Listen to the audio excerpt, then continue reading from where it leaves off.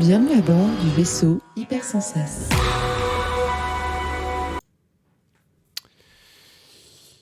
Alors, on est où?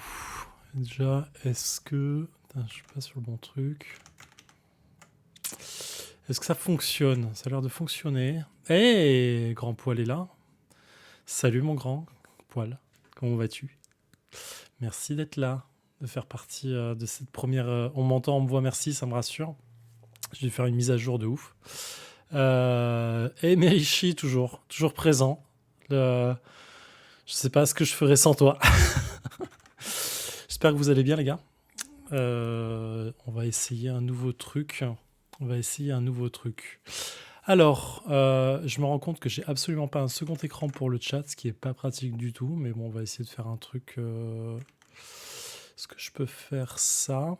Ah, là, c'est pas mal. C'est très gentil à toi. Oui, tu l'avais dit et tu fais bien être là. Je peux faire ça, je vois le chat. Et normalement, ça change pas votre vision du truc. Je crois pas en tout cas. Donc, envie de repartir dans le stream. J'ai un peu plus de temps. Les trucs un peu perso sont un peu moins tombés. Enfin, un peu plus tombés dans le sens. J'ai réussi à m'en débarrasser, même si c'est encore en stand-by. On verra bien ce que ça donne. Et voilà, le défaussé suit son cours pour le moment en termes de diffusion. Donc, on va essayer de voir ce que ça donne pour la reprise après Cannes.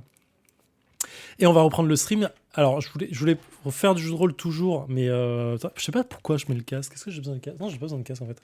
Je vais l'enlever ce casque, ça sert à rien. Hop. Et je voulais reprendre le stream en jeu de rôle, mais je voulais pas absolument reprendre le JDR classique avec Grand Poil et Sylphie et Lux et Corinne tout de suite, parce que Corinne nous fait un petit one-shot en ce moment en privé, et du coup pour me remotiver un peu, et il fait bien parce que du coup ça m'a remotivé, et je pense qu'à partir de la semaine prochaine, si tout le monde est dispo, la semaine suivante on reprendra les montagnes hallucinées partie 8 si je dis pas de conneries, et voilà. Mais du coup je voulais essayer de parler un peu de JDR et de création de scénarios. Ça fait longtemps que j'ai ça en tête. Je sais pas du tout comment ce que ça va donner. J'ai essayé de me faire un plan en tête. Va manger, reviens. C'est vrai que j'ai commencé tôt parce que je voulais essayer de pas finir trop tard, parce que j'ai un peu crevé en ce moment. Et je voulais pas forcément finir à minuit. Donc je pense qu'on part pour 2 heures et demie max, un truc comme ça. Qu'est-ce que ça va donner? Je ne sais pas. L'idée, j'ai plusieurs idées en tête. Et en fait, en ce moment, j'en ai une qui commence à prendre forme, que j'ai déjà commencé un peu à mettre en œuvre. Et je voulais essayer de vous montrer ça. Il faudrait que je vous montre mon Notion en même temps que je vous parle. Parce que c'est là où j'écris le plus. Bon, c'est pas grave, je vais faire autrement. Je vais faire d'abord ça. D'abord passer par le mind map que je connais pas, que j'ai à peine téléchargé tout à l'heure, que j'ai ouvert un compte. Donc, je prends faire un plan déjà là. Est-ce que je peux faire un plan ici sur mind map? C'est trop gros, beaucoup trop gros. Titre. Hop, on va faire ça. Je vais déjà commencer par expliquer le pourquoi du comment.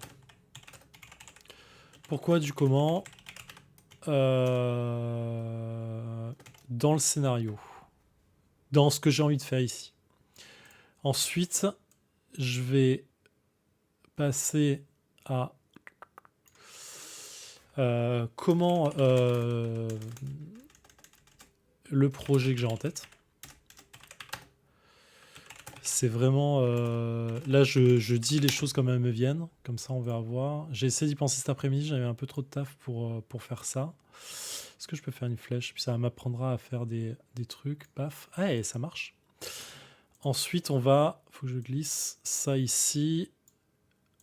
On va parler de comment je pense un scénario. Hop. Je dis je parce que je parle de moi, hein, mais voilà. Et ensuite, la finalité. de ce que... Voilà, c'est un peu ça, thèse, antithèse, synthèse. Comment je pense scénario, et ensuite on va passer en phase de création, idée. Je compte sur vous, hein. Hop, et à la fin, on verra ce qu'on en fait. On en fait quoi?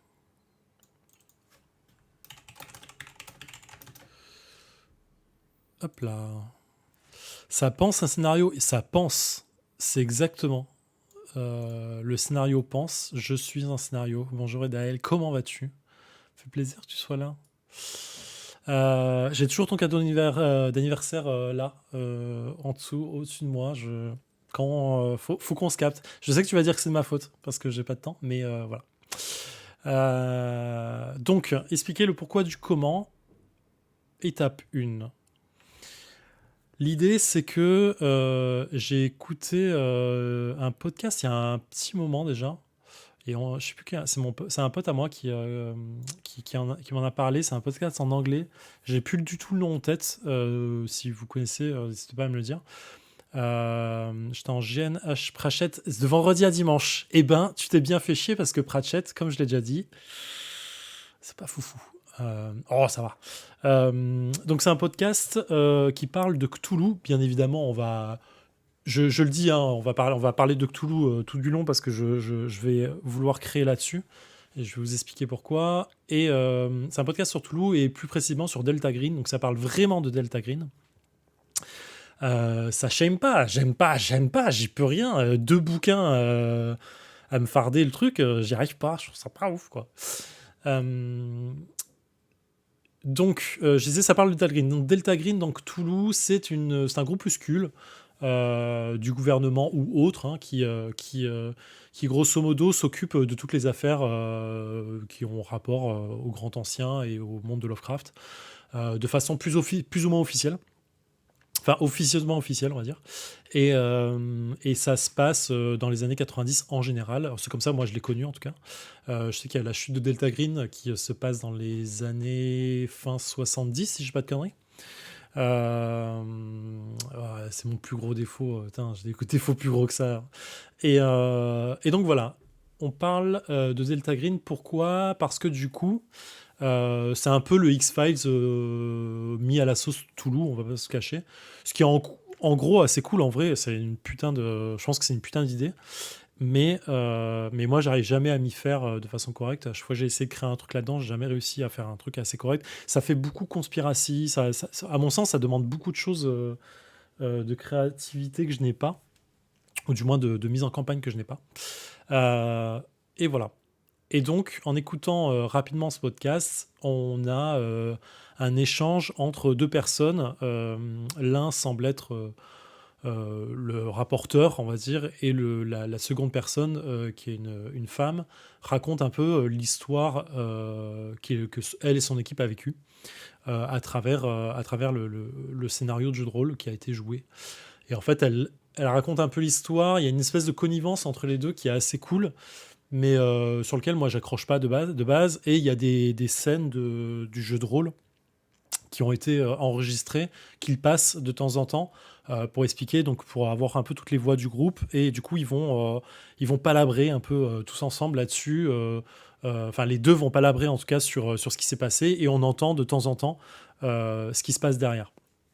Et Alex, la meilleure est là. La meilleure est arrivée dans le chat, c'est fini. J'espère que tu vas bien. J'en suis à expliquer le comment du pourquoi. Donc du coup, voilà, ce podcast fait ça. Et je me suis dit, tiens, l'idée est vraiment cool en vrai, mais j'ai envie de construire autre chose autour de ça. J'ai envie de créer une forme d'échange anxiogène, je vais dire, entre une équipe, ou du moins le leader d'une équipe et son patron, sur le scénario qui vient de se passer. Et l'idée, c'est parti un peu de ça, ça a trotté un peu dans ma tête. Ça a rien de nouveau, hein, je crée vraiment rien là-dessus, je m'inspire beaucoup de ce qui est fait. Et dans l'idée, c'est pas... Enfin, je me targue pas d'avoir créé un truc de ouf. Je pense que l'idée est cool, mais elle vient pas de moi vraiment à la base, j'ai juste pris un truc qui existait déjà. Et donc je me suis dit, ce serait cool de faire de jouer des scénarios de jeux de rôle avec une équipe réduite. Je vais expliquer pourquoi.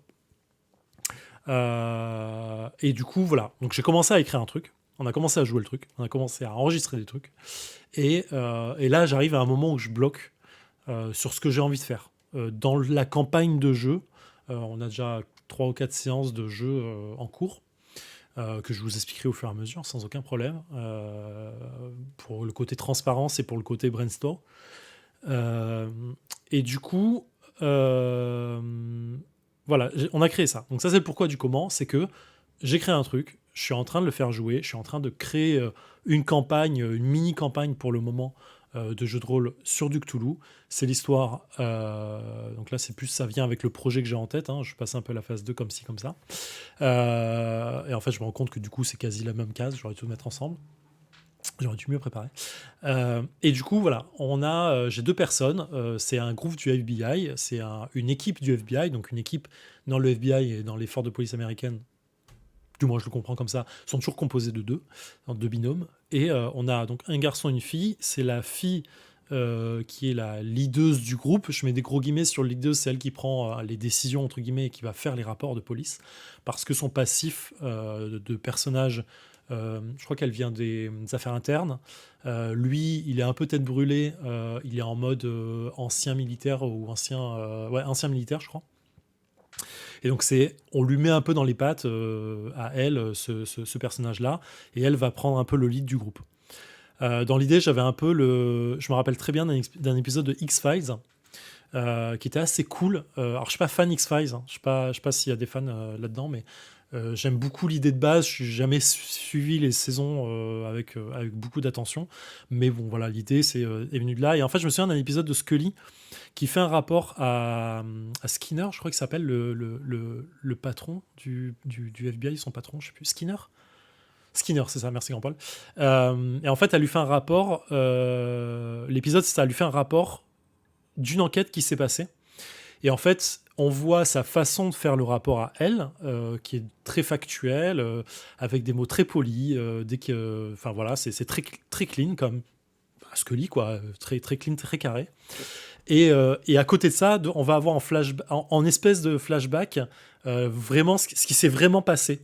Et en fait, on sent pas qu'elle cache des choses, mais qu'elle arrondit les angles avec certains personnages qui pouvaient dire ah putain, c'est vraiment un gros con ce mec-là. Et en fait, elle va traduire en disant purée de poids, purée de poids, purée de poids. Je crois que c'est un des trucs qu'elle avait fait à l'époque. C'est en français. Et que j'ai vu l'épisode et je sais pas pourquoi ça m'est revenu en tête en pensant à ce projet et je trouvais ça tellement cool comme moment de comment on fait pour raconter un événement, une enquête à son patron quand ce dernier est très factuel, très carré, qui veut pas entendre qu'il y a des extraterrestres, qui veut pas entendre qu'il y a des trucs un peu bizarres qui peuvent se passer dans la vie, mais qui veut un rapport quand même factuel et qui veut un rapport de l'enquête. Et du coup, quels sont les éléments que tu caches, quels sont les éléments que tu transformes, que tu arrondis un peu pour dire bah tiens, on a rencontré une personne qui devait être, je sais pas, haltérophile parce qu'elle était très forte cette personne et en fait on est en train de se battre contre une créature monstrueuse. Et l'idée c'était un peu ça. Donc je suis parti de ce postulat en disant tiens c'est cool, je vais avoir une équipe du FBI, on va créer les personnages, on va... Hey Flavien, salut, comment tu vas ? On va créer une équipe du FBI, on va créer ces personnages-là, on va prendre 2 personnes. Ça avait plusieurs avantages de prendre 2 personnes, ça a plusieurs avantages, c'est faire du « Hey, le Molpois, comment ça va ?» Pourquoi donc 2 personnes, pourquoi ? Parce que ça a un certain avantage, c'est que plus facile à organiser pour du jeu de rôle. Si vous faites du jeu de rôle, vous savez très bien que c'est dur à organiser des tables de jeu régulières avec 4 joueurs. Parfois, c'est se prendre la tête. Si personne ne bloque exactement la bonne date, ou si on bloque pas, je sais pas, tous les dimanches soirs de chaque semaine, ou ainsi de suite, c'est un peu relou. Et ça peut vite fatiguer. Et la deuxième chose, c'est que ça collait bien avec le côté FBI binôme du groupe. Et en plus, ça me permet, moi, de faire des parties plus courtes parce que, comme tout, hein, ce qui a trait à l'échange verbal, si on a 4 personnes, 5 personnes autour de la table, bah, en fait, tout prend plus de temps parce que, il y a beaucoup d'échanges, il y a beaucoup de parties, enfin voilà. Alors ça a aussi un inconvénient qui est que, bah, il y a moins d'idées dans le groupe parce qu'ils sont que 2, donc du coup, parfois, ils hésitent beaucoup. Mais voilà, je vais venir à ce qu'ils ont déjà fait et à comment j'ai organisé la 1re, partie, du scénario, enfin le premier scénario et vous expliquer un peu les tenants aboutissants, tout ça. Donc voilà, on a commencé à faire les enregistrements, je les ai pas mis en ligne nulle part, je les ai à peine montés. J'ai fait une musique d'intro que j'ai pris d'une série enfin, assez connue, pour essayer de faire une musique d'intro. Il n'y a pas de fond sonore ou très peu, c'est vraiment très, très sobre pour l'instant. Je le mettrai un jour en ligne, je sais pas où, par quel biais ou comment, que ce soit sur VHS ou ailleurs. Je sais pas, je sais pas quoi en faire. Faut que je le fasse écouter un peu à des gens pour avoir des retours déjà. Je le mettrai peut-être sur un drive et je l'enverrai peut-être à des gens du chat là qui pourront peut-être donner leur avis si vous voulez, si ça vous va. C'est un peu daté les cassettes, ouais, ouais, ouais. Et du coup, voilà. Donc on a ce groupe là. Le postulat, c'est de dire, on joue un groupe du FBI. 1994. Pourquoi 94? Pour les années 90, milieu des années 90, parce qu'on commence à avoir un peu de technologie, mais on n'a pas encore beaucoup de technologie, on n'a pas Internet, on n'a pas de téléphone portable, on n'a pas plein de choses comme ça, ce qui fait que c'est vachement plus... ça donne un effet contemporain, mais pas complètement. Et en fait, les gens sont vite bloqués sur des merdes, en fait, quand on doit faire une recherche. Bah, on fait pas une recherche Google, c'est pas possible, du coup on va devoir faire une recherche en bibliothèque, et là on tombe vraiment dans le culte de Cthulhu directement. Et, euh, et voilà. Donc ça, c'est plutôt l'idée de base. J'ai plus d'eau, fait chier, il faudra que j'aille en chercher après. Ça, c'est l'idée de base. 1994, 2 agents du FBI qui font pas partie, attention, des affaires non classées. On n'est pas dans les X-Files. Alors, ils avaient des moteurs de recherche. Alors, j'ai fait 3 recherches Google pour savoir. Ils ont des trucs de recherche en interne, mais il y a pas. Enfin, j'ai considéré en tout cas qu'il n'y avait pas de moteur de recherche, de toile de recherche entre guillemets, autre que ça. C'est-à-dire qu'en fait, en interne, ils peuvent faire des recherches. Ils ont accès à des PC quand même. Il y a des choses. Il y a tout ce que le FBI avait déjà en interne et à travers les différentes agences. Mais il n'y a pas Google, tout simplement, en fait. Et le fait de ne pas avoir Google, de ne pas avoir téléphone portable, ce qui est plutôt cool, c'est que du coup, bah, quand tu es bloqué quelque part, tu peux pas appeler quelqu'un, tu es un peu dans la merde si tu es bloqué ailleurs. Tu peux mettre Ilmatic, Grace Demi en fond sonore. Je ne vois pas du tout ce que c'est. Je ne sais pas en quoi on parle, mais ça a l'air très bien. Et là, je me fais juger, je le sais. On joue à New York, précisément l'île de Manhattan, parce que ça a un côté assez cool en vrai, et ça permet de faire beaucoup de choses en très peu, en zone géographique assez proche. Lunatique de Nas, greffe de Jane Buckley. D'accord, ok. Bah écoute, c'est quoi Flavien, je t'enverrai le lien de ce que j'ai déjà fait, et tu me diras ce que tu en penses, et 2, ce que tu penses pouvoir... Enfin, tous tes retours seront les bienvenus. Mais l'idée, attention, encore une fois, c'est pas d'enregistrer la partie. La partie, on l'enregistre pas. On enregistre que le compte rendu. Comment se présentent les choses? Parce que je suis pas encore arrivé, en fait, du coup. On est sur du 2h30, 3h de partie, c'est grand max, c'est 2h30 en général. On fait la partie, on arrête, et la fois suivante, début de séance, on enregistre en 10-15 minutes max le rapport de fait sur l'enquête précédente. Du coup, on a la personne, l'agente du FBI, qui a bossé un peu le truc en amont, et en fait, on fait un rapport complet en disant voilà, on est daté je dirais de n'importe quoi, 12 février 1994, rapport de l'enquête ABC 22 32 12. Agent, déclinez votre identité et tout ce qui sera enregistré ici sera de manière officielle pour le FBI et confidentiel. Et boum, alors présentez moi l'enquête, comment elle arrive entre vos mains et ainsi de suite. Et la personne déroule son enquête avec des questions qui sont posées par le directeur au fur et à mesure. Et on sent ce qu'elle a joué, ce que la personne a joué, ce que la personne dit est parfois très proche de la réalité. Mais parfois on a un petit... truc qui va partir. Ce qu'il y a, c'est que l'auditeur, lui, ne sait pas ce qui se passe, parce qu'il n'a que la version officielle, et le but, c'est à un moment de faire partir les choses différemment, parce qu'on part de plus en plus en paranormal, paranormal entre guillemets, plus en plus dans le côté extraordinaire du mythe de Cthulhu et ainsi de suite, et savoir comment on va recouper les choses. Est-ce que j'ai tout dit? Donc voilà, on a pour l'instant 3 épisodes enregistrés. Un premier épisode qui est vraiment un épisode test, que je vais vous expliquer ici, dans le terme de qu'est-ce que j'ai créé là-dedans en termes de scénario, comment je l'ai vu en termes d'intro, et là où je veux aller avec. Et si j'ai le temps là, je vous présenterai aussi le second scénario qui fait office de début de campagne, sur comment j'ai voulu faire quelque chose, et ainsi de suite. Du coup, je sais pas si la mind map va me servir vraiment, en fait, ça va être plus de la discussion. Je pense que si, ça va me servir. Si, parce que je vais vous décrire un peu les choses au fur et à mesure. Donc, dans l'idée, on a quoi de base? On a 2 personnes du FBI qui sont à New York, Manhattan. Un jour de... Je sais plus quelle année, je sais plus quelle date, 1994, on est XX94. On a le directeur qui vient les voir en disant on a la police de New York me contacte parce que je leur dois un petit service, grosso modo. Je veux pas les trucs gratuits, merci. Et ils commencent à avoir des doutes sur un potentiel tueur en série. Tueur en série, attention, j'entends le côté tueur en série dans le terme FBI ou factuel des choses. Un tueur en série devient un tueur en série quand on a 3 meurtres qui se recoupent et qu'on peut lier de façon très correcte sur un modus operandi, sur une façon dont une victime potentielle identique que des jeunes filles de 24 ans qui viennent d'un même endroit, et ainsi de suite. Donc, quand on peut lier les choses comme ça, on sait que c'est un tueur en série parce qu'il va répéter l'opération plusieurs fois. C'est très fictionnel, j'imagine, le truc. Je ne sais pas si c'est complètement vrai. J'imagine qu'il y a des bases vraies là-dedans. Je suis parti de ce postulat. Donc, les mecs ont un 3e meurtre qui arrive dans le rapport de la police de New York. Les mecs se posent la question de savoir si c'est pas un potentiel tueur en série. Ils ont 2 qui se ressemblent beaucoup.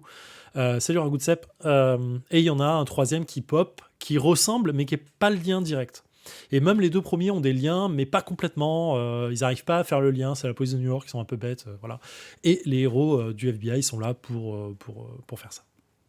Pour essayer de trouver ça. Donc 94, on a ça. On a 3 meurtres. Ah putain, je peux faire ça? Comme ça? Paf. 3 meurtres liés. Pas liés, on va dire. Ils sont pas liés. Encore. Évidemment, hein, spoil, ils sont liés, c'est un tueur en série, tout ça. Donc, on a 3 meurtres. Dans ces 3 meurtres, on a une première personne. Ah, c'est pas ça que je dois faire. Comment je fais? Je fais ça.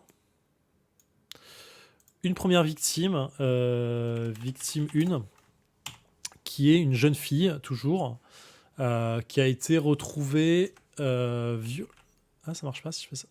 Mais pourquoi il m'a effacé? Il m'a effacé ce que je lui ai dit, Nico. Je peux écrire plusieurs choses dedans ou pas? Ah, je peux pas mettre de... D'accord, ok. Je peux pas aller à la ligne. Je peux pas aller à la ligne. Ok. C'est gênant. Bon, je vais faire des sous-parties, c'est pas grave. On a victime 1, donc on disait... Victime 1. Shift entrée? Ah, mon gars sûr. Tu as raison, merci. Donc victime 1, jeune fille, je crois qu'elle a 23 ans. Attends, je vais regarder mon Notion en même temps. Vous l'aurez pas sous les yeux, c'est pas grave. Et en même temps, il y a beaucoup de trucs perso dedans, mais qu'est-ce qu'on a? Project, hop. Projet FBI, blablabla. À moins que je l'ai pas mis là. FBI scénario 1. Ah, je l'ai pas mis là-dedans. Il faut que je retrouve mon... Est-ce que j'ai mon carnet à portée de main? Non, je n'ai pas mon carnet à portée de main. C'est pas grave. Merci Argoutsep, c'est génial. Mais, t'as pas encore entendu, hein, t'inquiète pas. Donc j'ai une fille de 23 ans, étudiante. Elle est fille de famille riche. Oh là là. Je suis là. Hop. Famille riche. Elle est retrouvée morte chez elle avec, je crois, je vais dire une connerie, 15 coups de couteau.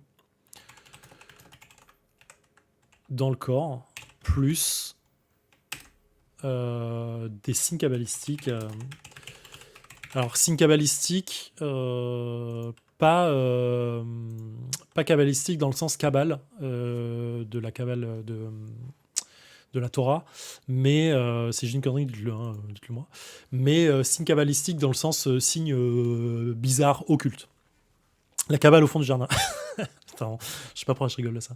Parce que c'était marrant, ouais. Et du coup, je peux baisser la... Je peux faire ça, ok. Donc on a ça. On a ça. Ça, c'est la première victime. Beaucoup de sang, meurtre rituel, on a beaucoup de trucs qui sont là. Deuxième victime, je vais la mettre là. Hop. Deuxième victime, on a dit, c'est glisser, déposer. Hop. Une jeune fille aussi, victime de jeune fille, JFK, non, pas encore. Hop. Jeune fille, elle n'est pas étudiante, elle, je sais plus ce qu'elle fait. Boulot d'hiver ou d'été. En coloc. Elle est en coloc. Ouais, elle est en coloc. Elle est sportive. Et elle est retrouvée avec, pareil, 16 coups de couteau sur elle, dans la gueule. Dans la gueule, oh, ça se dit pas. 16 coups de couteau. Couteau avec un seul E. Et hey, salut Black Oz. Je vais reprendre Ragout de Cep, t'inquiète pas. Je vais réexpliquer un peu tout ça. 16 coups de couteau et pareil, signe cabalistique. Mais il n'y a rien qui les réunit à part ça. Elles sont pas étudiantes et on saurait. Mais bon, tous les lits dans l'idée, quoi. Vous avez un peu le truc. Je vous dis ça, j'ai peut-être oublié un truc ou deux. Hein. Faut réduire là, c'est ça? Voilà. Et victime 3. Victime 3. Non, voilà. Mais. C'est pas très joli, hein. Paf, ok. Victime 3. Ouais, 23 ou un truc comme ça, je crois. Bon, j'ai pas fait dans le truc. Hein. Pardon, elle est retrouvée pas chez elle. Elle est retrouvée, pardon, dans un... elle est retrouvée dans un magasin en travaux. Un truc en travaux qui est en train d'être réaménagé, un rez-de-chaussée. Il n'y a pas de signe d'effraction. Pareil, des signes cabalistiques aussi occultes dessinés autour, beaucoup de sang. Donc on sait que c'est la même personne. Et je crois qu'il y a, allez, je vais dire 15 jours ou 3 semaines d'intervalle entre les deux morts. La victime 3, c'est toujours une jeune fille qui, elle, travaille dans un truc de voyage, je crois. Elle travaille bien, elle a un bon boulot. Elle a son appart à elle. Elle est indépendante. Et elle est retrouvée... oui, elle est retrouvée avec... ah oui, donc les signes cabalistiques par exemple, qu'on retrouve sur les nanas ont été gravés au couteau. Important. Elles ont été gravées sur la peau au couteau, donc scarification. Et elle est indépendante, mais elle a été écorchée vive. Bienvenue. Si vous avez mangé, si vous n'avez pas encore mangé, désolé. C'est pas très... écorchée vive sur, je vais dire une connerie, je crois que c'est... la peau du ventre, ouais, un peu ambiance Hannibal. La peau du ventre, la peau des mains, les bras, les cuisses, les trucs comme ça, quoi. Et pareil, il y a, je sais plus, 23 coups de couteau, on va dire, un truc comme ça. Donc il y a quelque chose pour les lier quand même. Pourquoi alors, en vrai, c'est aussi simple. Hein, en le disant comme ça, on se rend vite compte que c'est lié. Quand on rentre dans le scénario, les joueurs arrivent en se disant ok, c'est probable, mais il nous faut quand même des choses factuelles. Si on n'a pas les signes cabalistiques sur les trois, c'est peut-être pas la même chose. C'est peut-être un nouveau gars qui veut faire différemment, qui écorche vraiment les filles. Et ainsi de suite. Et elle est retrouvée emballée dans du plastique dans une rue, dans une ruelle à New York. On est sur des locations, des lieux sur Manhattan toujours, donc entre 30 et 40 minutes du centre, quoi. Je dis ça, je me rends pas compte du tout de ce qu'on fait pour se rendre sur le centre de Manhattan, quoi. Bref, donc voilà. Donc les joueurs arrivent là-dessus. Évidemment, ils prennent l'enquête en main très vite en comprenant que les 3 victimes sont dues à la même personne.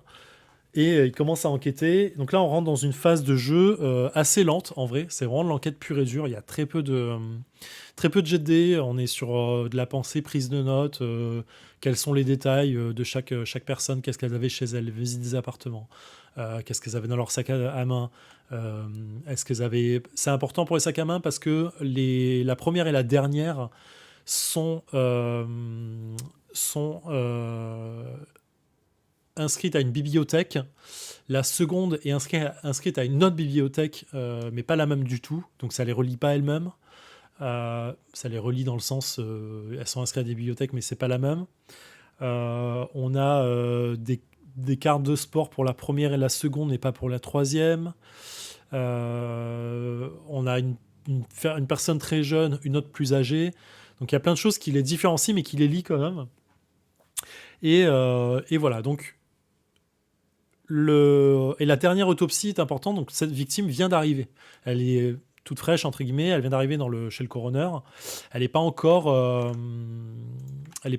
étudiée par le coroner, par le médecin légiste, parce que lui, on lui a dit d'attendre.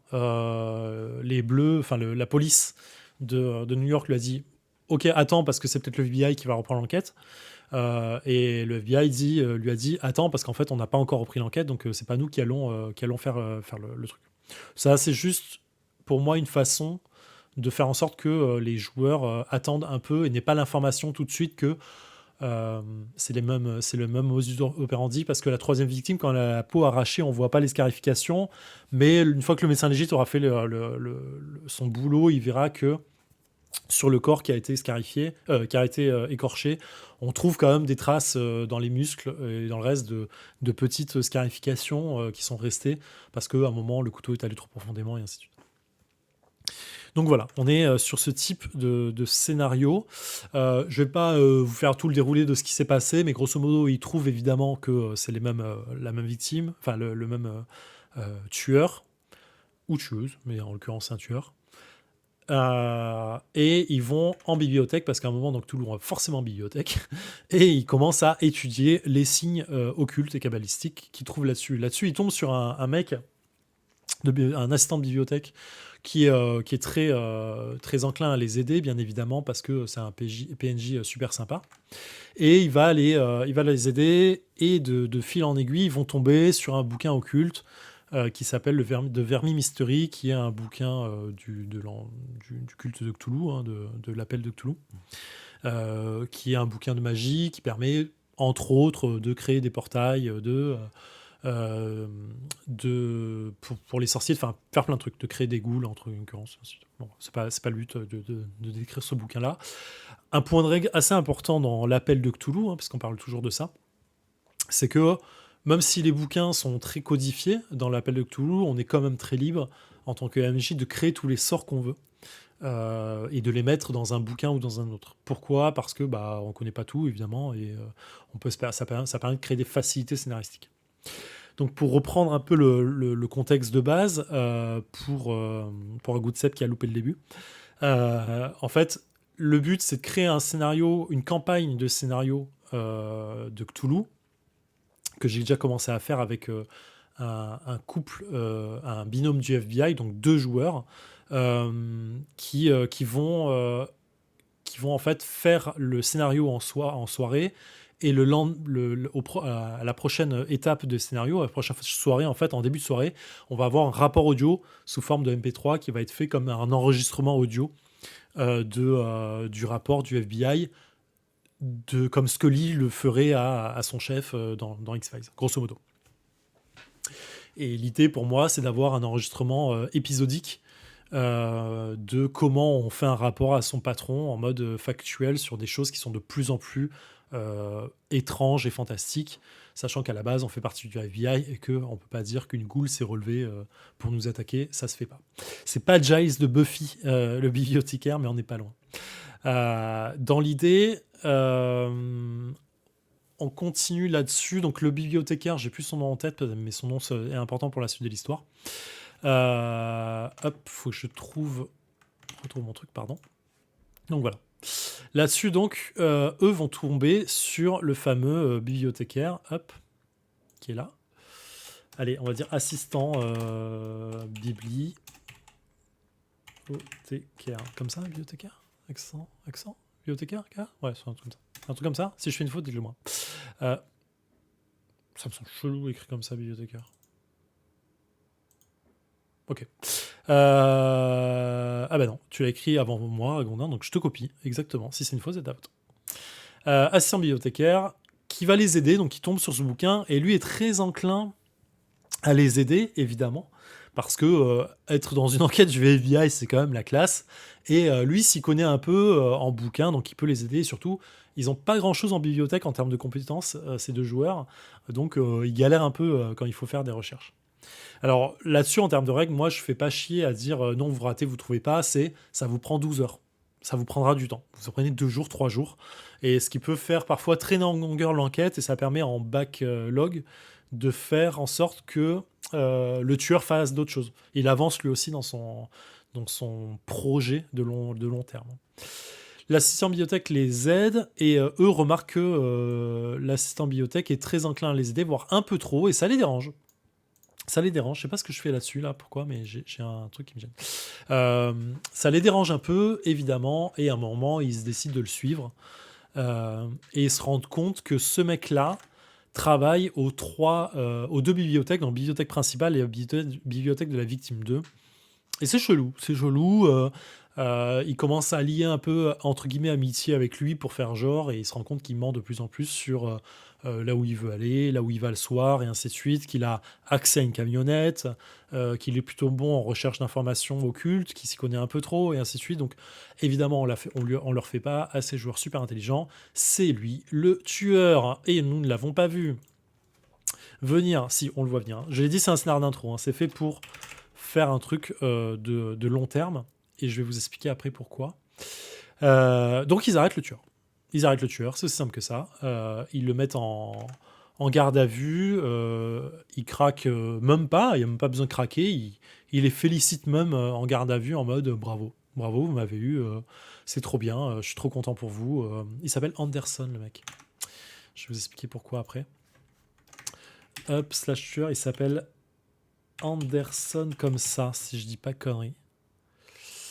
Parce que en contraire de ça, et ça a une importance pour ça aura une importance pour la suite. Anderson. Le A se remplace par le E se remplace par un A. Je crois que ça s'écrit Anderson avec un E et je l'ai mis avec un A. Thomas Anderson. C'est pas Néo, mais on n'est pas loin. Putain, j'essaie de me souvenir sans mes notes, mais c'est pas grave, on s'en fout. Donc l'idée, c'est qu'il y a une faute volontaire dans son nom de famille. Donc il les félicite. En fait, il change complètement de personnalité. Il est un peu en mode bravo les gars, je contrôle complètement la situation. Vous pensez m'avoir arrêté, mais en fait, vous inquiétez pas. Pour moi, la vie, ce corps n'est qu'une prison. Je sortirai de là un jour, blablabla. Et du coup, on est sur un mec un peu farfelu qui se prend pour un leader de culte, ainsi de suite, qui n'a pas de culte, hein, mais voilà. Et l'épisode s'arrête sur ça, l'enquête s'arrête sur ça, on apprend que le mec signe des aveux, que c'est bien lui qui a tué tout le monde, il a tué ses 3 victimes, il a peut-être même tué une 4e, clin d'œil, on sait pas. C'est pas décidé au moment où je dis ça, où j'écris le scénario, j'ai pas décidé s'il a tué une 4e personne, on verra bien. Et à côté de ça, il est condamné à mort très rapidement.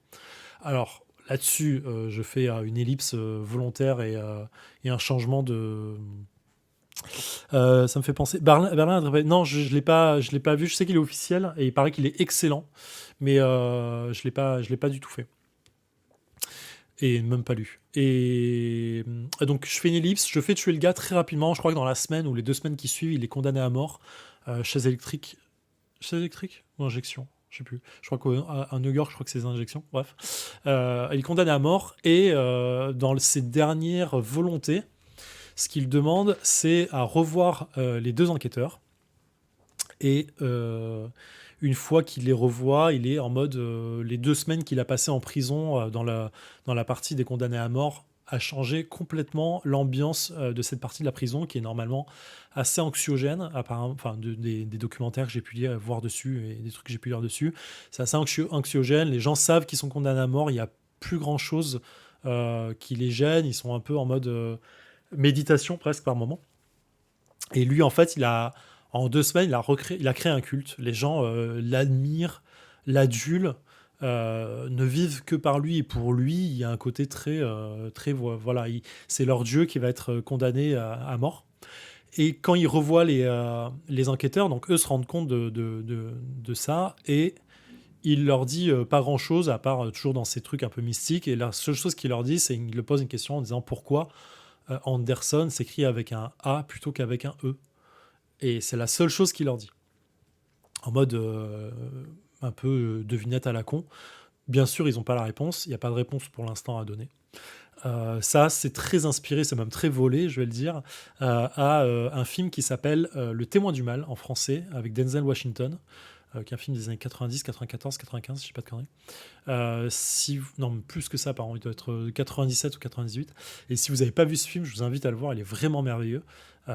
C'est un peu l'histoire qui va suivre dans le scénario et la campagne pour cette phase du scénario. Parce que ce mec-là, Anderson, en fait, c'est un sorcier du mythe de Cthulhu.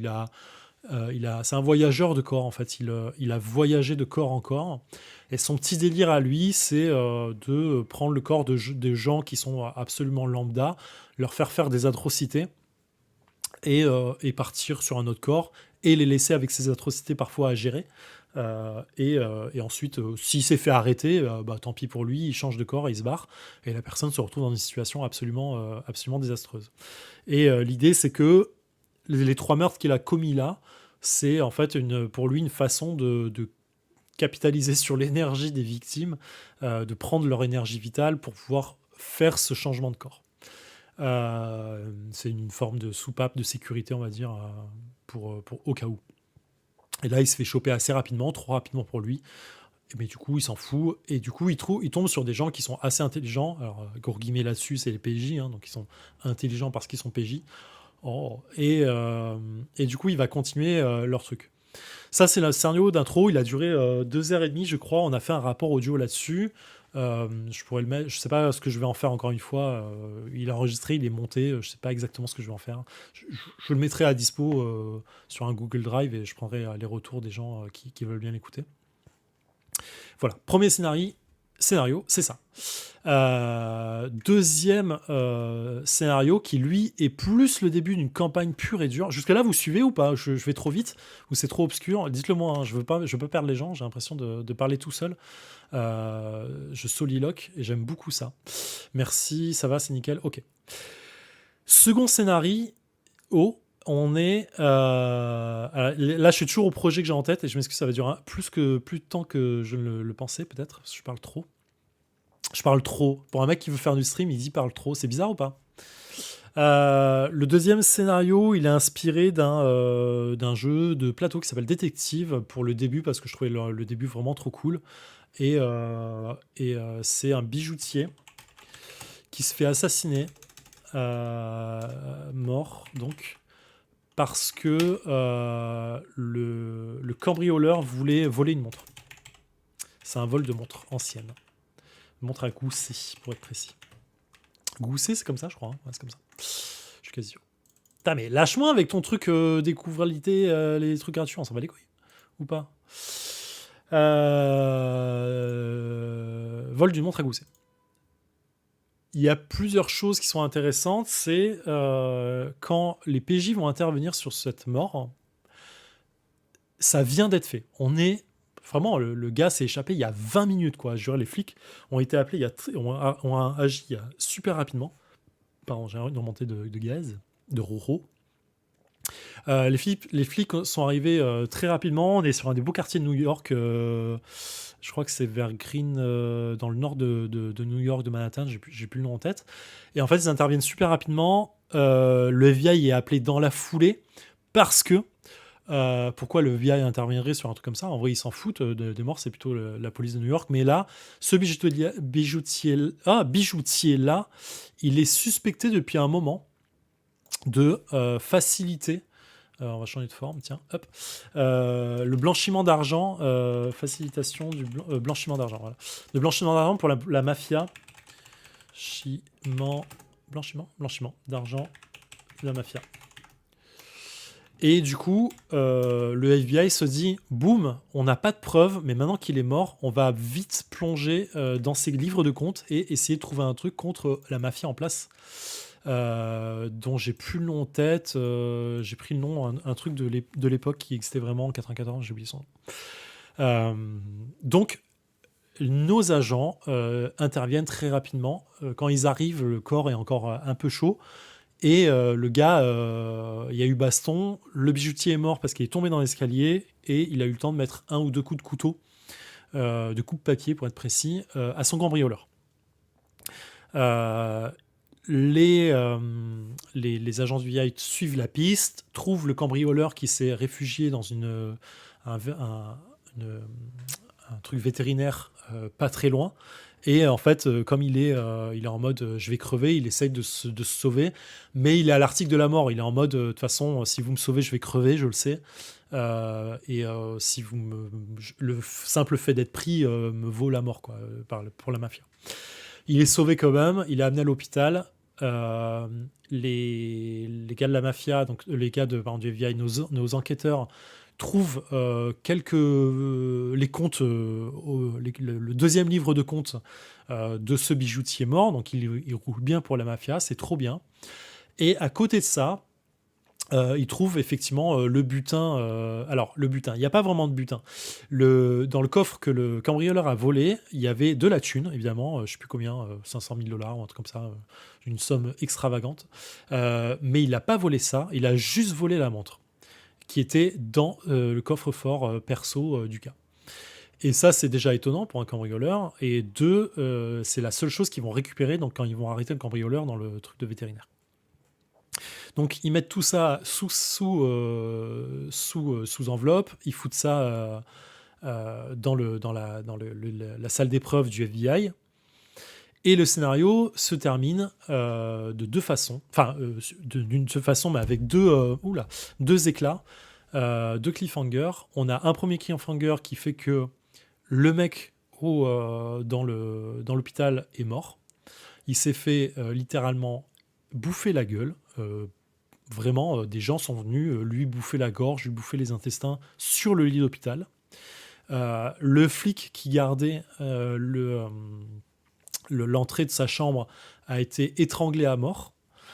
Et la deuxième truc cliffhanger, c'est la montre qui était dans la salle d'épreuve du FBI a été volée. Et on voit très clairement sur les caméras de sécurité une femme avec très bien habillée, en robe rouge, avec son châle et des grandes lunettes de soleil, qui cache à peine son visage, elle s'en bat les couilles, rentrer dans la salle d'épreuve, ouvrir la salle d'épreuve, sortir le carton qui l'intéresse, prendre la montre et se barrer. Elle ne prend que ça. Elle ne prend ni les dossiers de comptabilité, ni quoi que ce soit, elle s'en fout. Elle prend que ça et elle se barre. Le gars sera fait état par la suite que le mec qui était en responsable de la salle d'épreuve ne se souvient plus de ce qui s'est passé ces dernières 24 heures et bien sûr, il sera l'objet d'une enquête des affaires internes. Ça, c'est la base de ce qui s'est passé pour ce scénario-là. On continue le scénario. Donc, il y a un épisode qui a été enregistré là-dessus. On continue le scénario. Qu'est-ce qui se passe ? C'est un peu lointain maintenant, on a commencé ça il y a un peu moment. Ils enquêtent sur le mec qui est mort, bien sûr, qui s'est fait bouffer, donc il se révèle des dentitions humaines, un peu déformées, bizarres, mais humaines quand même, de taille humaine en tout cas, sur le corps du cambrioleur, au niveau de la gorge, des intestins, vraiment bouffé comme si c'était de la viande fraîche. On retrouve sur lui par endroits une substance un peu de type mortuaire, dans le sens comme si un cadavre avait commencé un peu à suinter, à commencer à se décomposer. Ça forme une substance sur la peau. Et en fait, on retrouve un peu ça un peu partout. Et les enquêteurs continuent à enquêter, ça veut rien dire, mais vous l'avez, et se rendent compte que le bijoutier avait une salle secrète dans sa bijouterie qui fait rez-de-chaussée bijouterie, premier étage, second étage, premier étage bureau personnel et professionnel du gars, et au-dessus encore lieu de vie. Donc en fait, c'est une grande bâtisse qui lui appartient. On apprend par ailleurs que le bijoutier trouve des bijoux et modernes, mais surtout anciens, qu'il fait importer de différents endroits du monde et qui les revend à des acheteurs privés. Et donc, il a une salle secrète qui est en sous-sol que les agents du FBI n'ont pas du tout vu la première fois. Logique, parce que ils étaient dans le rush de choper le mec. Et c'est volontaire. Évidemment, le rush de quand j'ai créé le scénario, le rush de ce moment-là était important pour pouvoir lancer le côté vous allez louper des infos et c'est normal.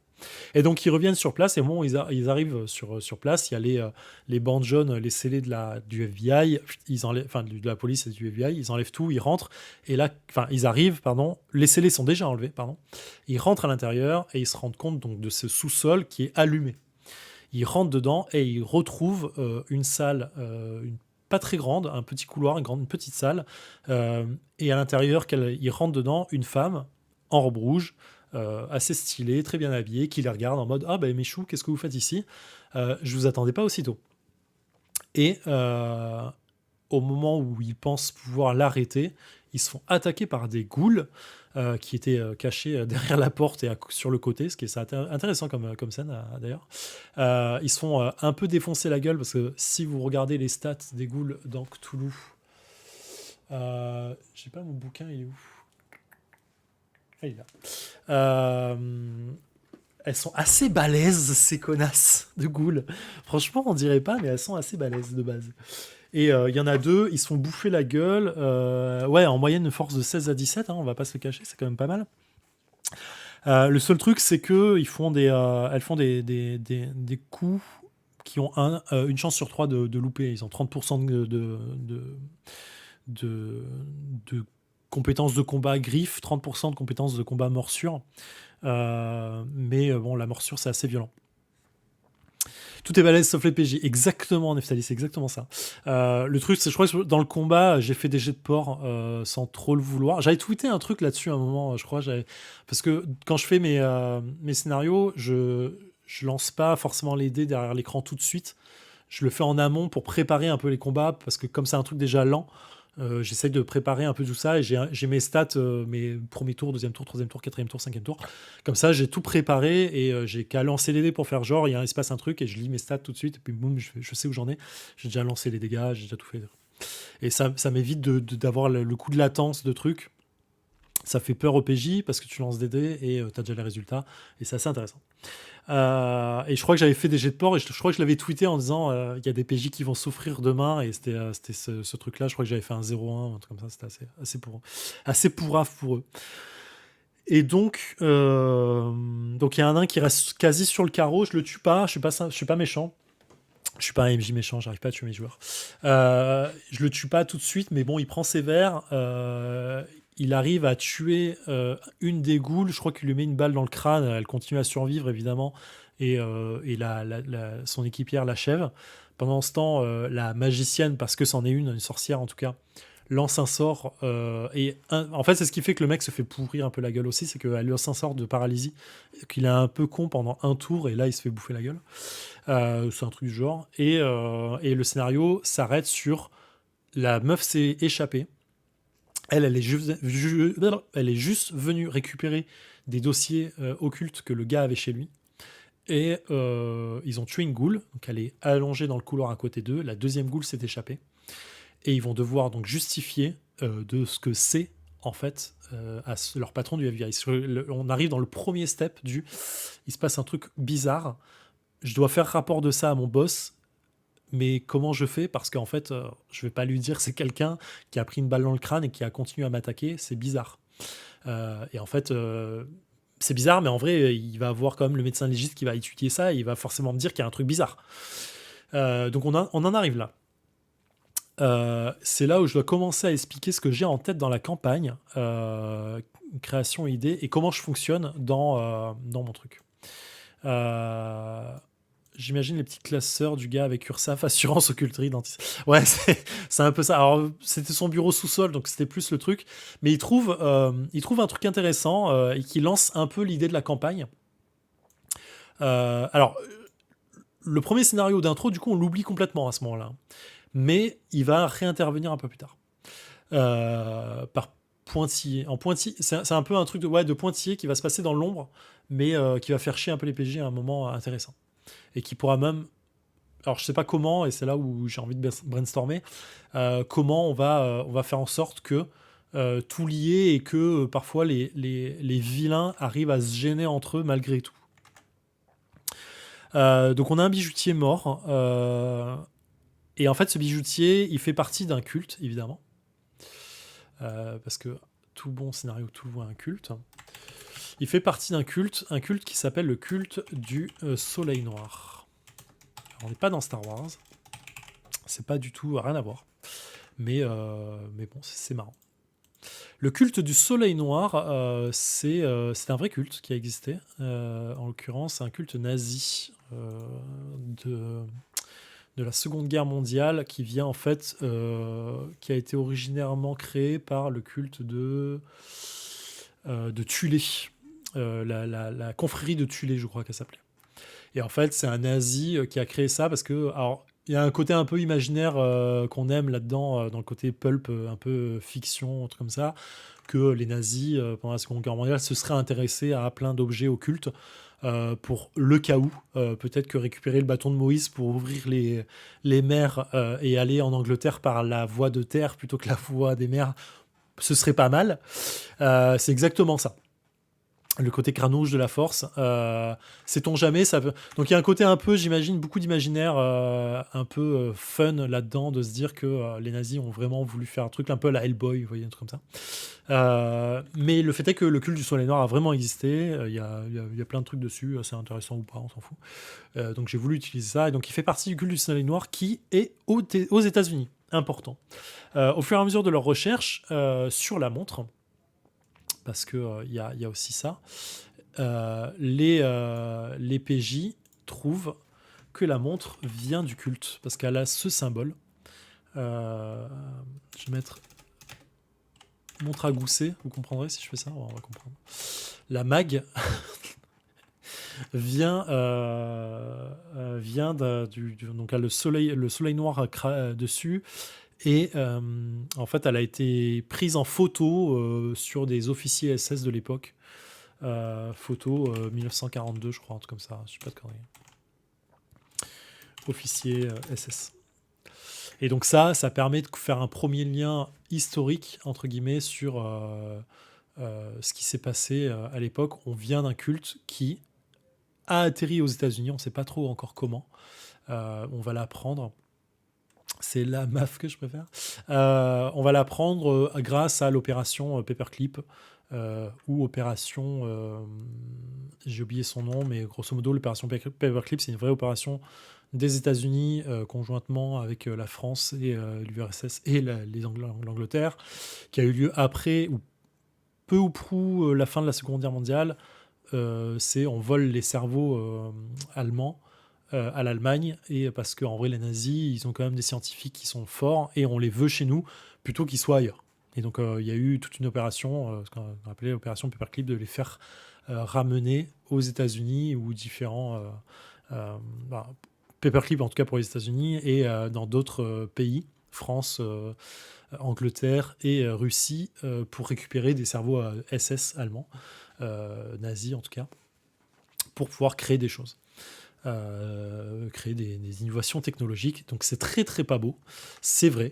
Et l'opération, enfin le dossier a explosé dans les années 80 sous c'est qui c'est, je sais plus, c'est une ministre allemande, je crois, qui a fait exploser l'affaire, et ça a fait un grand bruit dans les années 60 ou 80, j'ai un doute maintenant. 80. 80. Oui, début des années 80, je crois. Bref, regardez sur Wikipédia, il y a un gros truc là-dessus. Et donc, du coup, certains officiers allemands sont arrivés aux États-Unis grâce à cette opération Paperclip.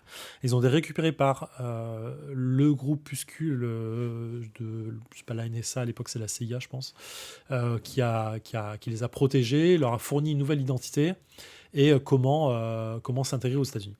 Il y a plein de séries là-dessus, il y a plein de bouquins là-dessus, il y a plein d'histoires là-dessus, un peu fantasmées de comment les Allemands et les nazis sont encore aux États-Unis et préparent un grand plan pour détruire les États-Unis. Bref, on est sur ce niveau-là, quoi. Là, moi, je suis parti du principe de ce serait marrant, c'est pas fun, mais d'avoir des nazis, c'est pas un plan, c'est la vérité, qui recréent le culte du Soleil Noir aux États-Unis et en acceptant de nouveaux membres. Donc le culte du Soleil Noir a plusieurs membres, évidemment. On a 6 membres, je crois, qui sont le fameux bijoutier. Putain, mais pourquoi ça fait ça? Quand ça fait ça, ça fait ça. Je peux pas faire juste ça. Je suis un peu nul en mind map, c'est la première fois que j'en utilise une. En ligne. Ah, il met les centimètres et tout, c'est bien. Z, hop. Hop. Donc les membres, on en a 6. On va avoir... comment je fais un truc déroulé Note. On s'en fout, hein. On s'en fout un peu ou pas? Ouais, on s'en fout. On va avoir, dans un premier temps, le bijoutier. Paf. Dans un second temps, la sorcière, qui, elle...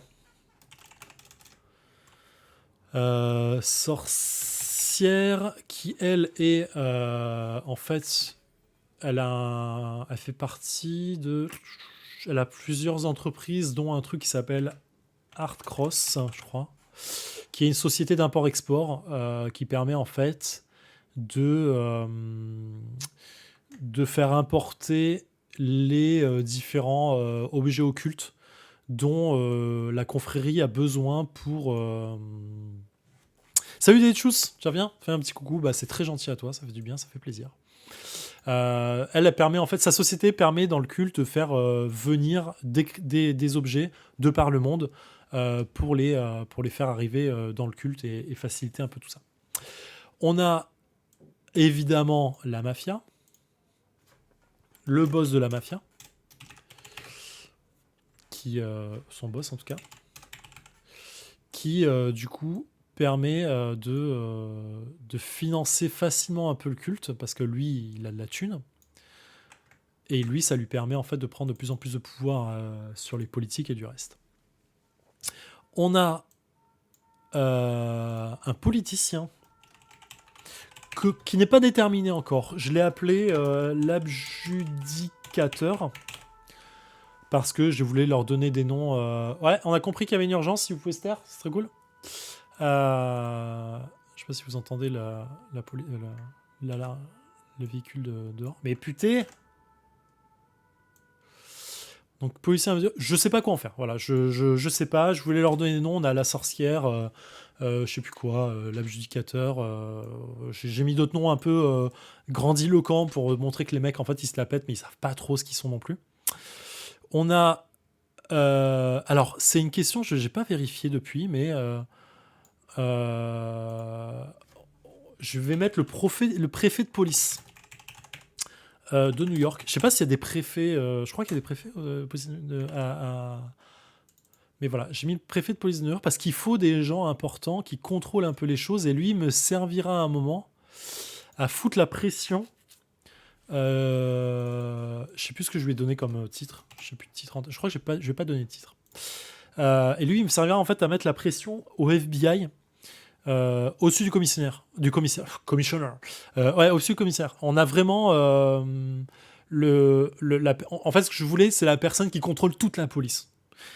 Pas le FBI, mais la police. Parce qu'à un moment, j'ai une idée comme ça de se dire, tiens, si on faisait en sorte que la police commence à tourner par rond contre le FBI en disant, il y a des rumeurs qui peuvent être balancées au sein de la police.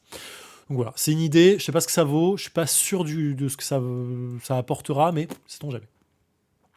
Et je voulais surtout quelqu'un qui puisse facilement entrer en contact avec le directeur du FBI, qui entend les rapports des PJ. Ah, mais je fais n'importe quoi. Qui entend les rapports des PJ et qui peut éventuellement mettre la pression sur les PJ de façon un peu logique. Et, à contrario, qui lui va se rendre compte que il y a un truc qui pue. J'aime pas qu'on me mette la pression. J'aime pas que quelqu'un d'extérieur au service se sente plus fort que nous. Donc voilà, je sais pas ce que j'en fais encore. C'est là où le brainstorm va être cool. On a... C'est bon, les gars. Voilà. On a... C'est chelou, ce truc. On a qui d'autre? On a... Faut que je reprenne mes notes. Je sais pas, j'ai pas accès à mes notes. On a qui d'autre? Vous savez quoi? Je vais faire une demi-pause pour aller chercher de l'eau parce que j'ai la gorge sèche, parce que je parle beaucoup trop, et choper mes notes. Comme ça, mon carnet de notes qui est illisible, mais comme ça, ce truc. Donc bougez pas, je reviens. Ouais, j'arrive tout de suite. Je suis là, regardez, je suis en train de fouiller mes notes. Donc, ça, c'est mon carnet de notes. Et j'arrive.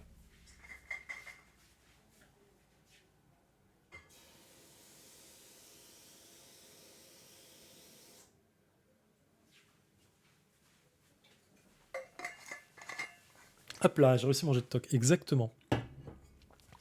Ça se trouve, il se passe un truc grave. Bah ouais, mais fais pas de bruit, hein, c'est ça. Carnet de notes. Hop là. Vous voyez, quand je vous dis que c'est un peu illisible, ça c'est mon écriture et ma mind map à moi, tu vois, sur certains scénarios.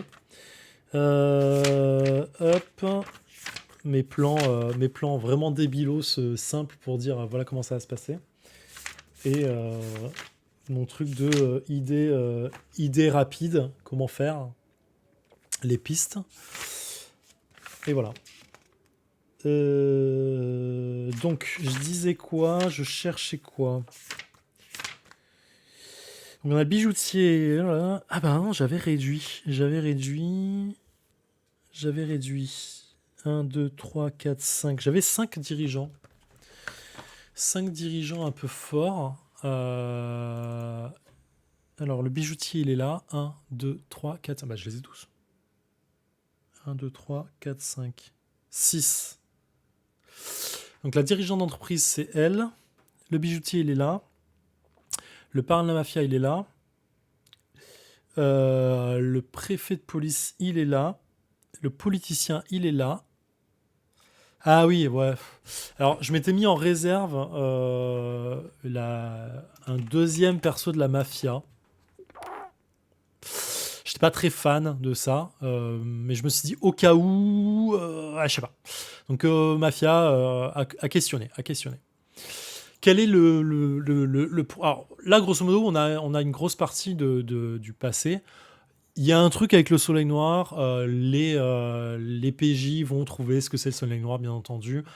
Là-dessus, j'ai envie de faire, et je l'ai prévu, un scénario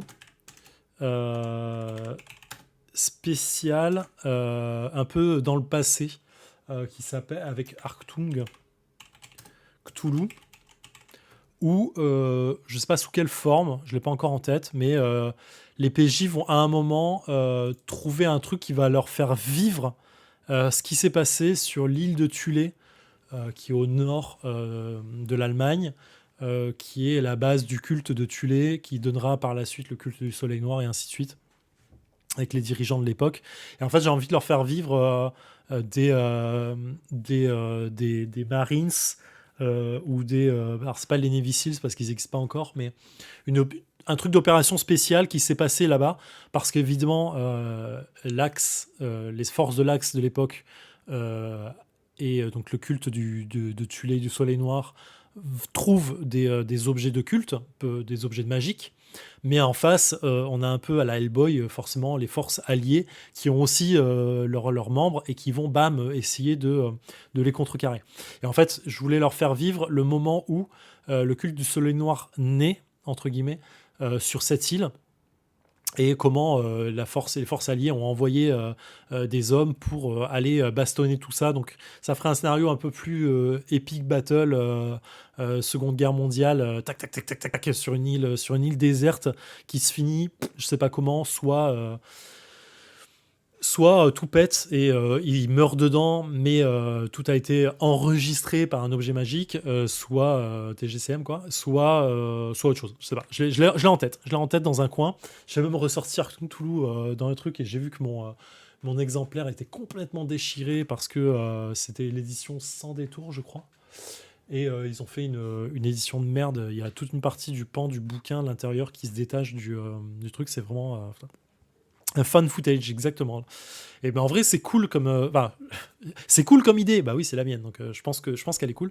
Je sais pas ce qu'on en pense, ce que vous en pensez, mais moi je trouvais ça assez intéressant de switcher, d'arriver devant le scénario, de fermer un scénario en mode vous trouvez cet objet magique et au moment où vous posez les mains dessus ou vous rentrez dans la salle ou n'importe quoi, vous tombez dans les vapes et finir le scénario là-dessus et commencer le prochain scénario en mode voici vos fiches de personnages, je leur redonne leurs fiches de personnages et en fait c'est les fiches de personnages de Arctum Toulouse et ils ont what, c'est quoi ce truc, et en fait c'est boum, vous sentez les embruns de la mer, le canot pneumatique qui fonce vers une petite île, l'orage au fond, les nuages qui se précipitent, enfin qui s'amassent au-dessus de cette île.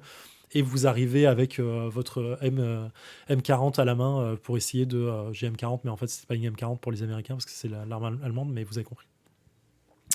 Ouais, voilà, ça peut faire un effet un peu one-shot, et ils comprennent pas, et en fait, dans le scénario, boum, on retrouve un nom de personnage qu'ils ont déjà entendu, qui a été extirpé par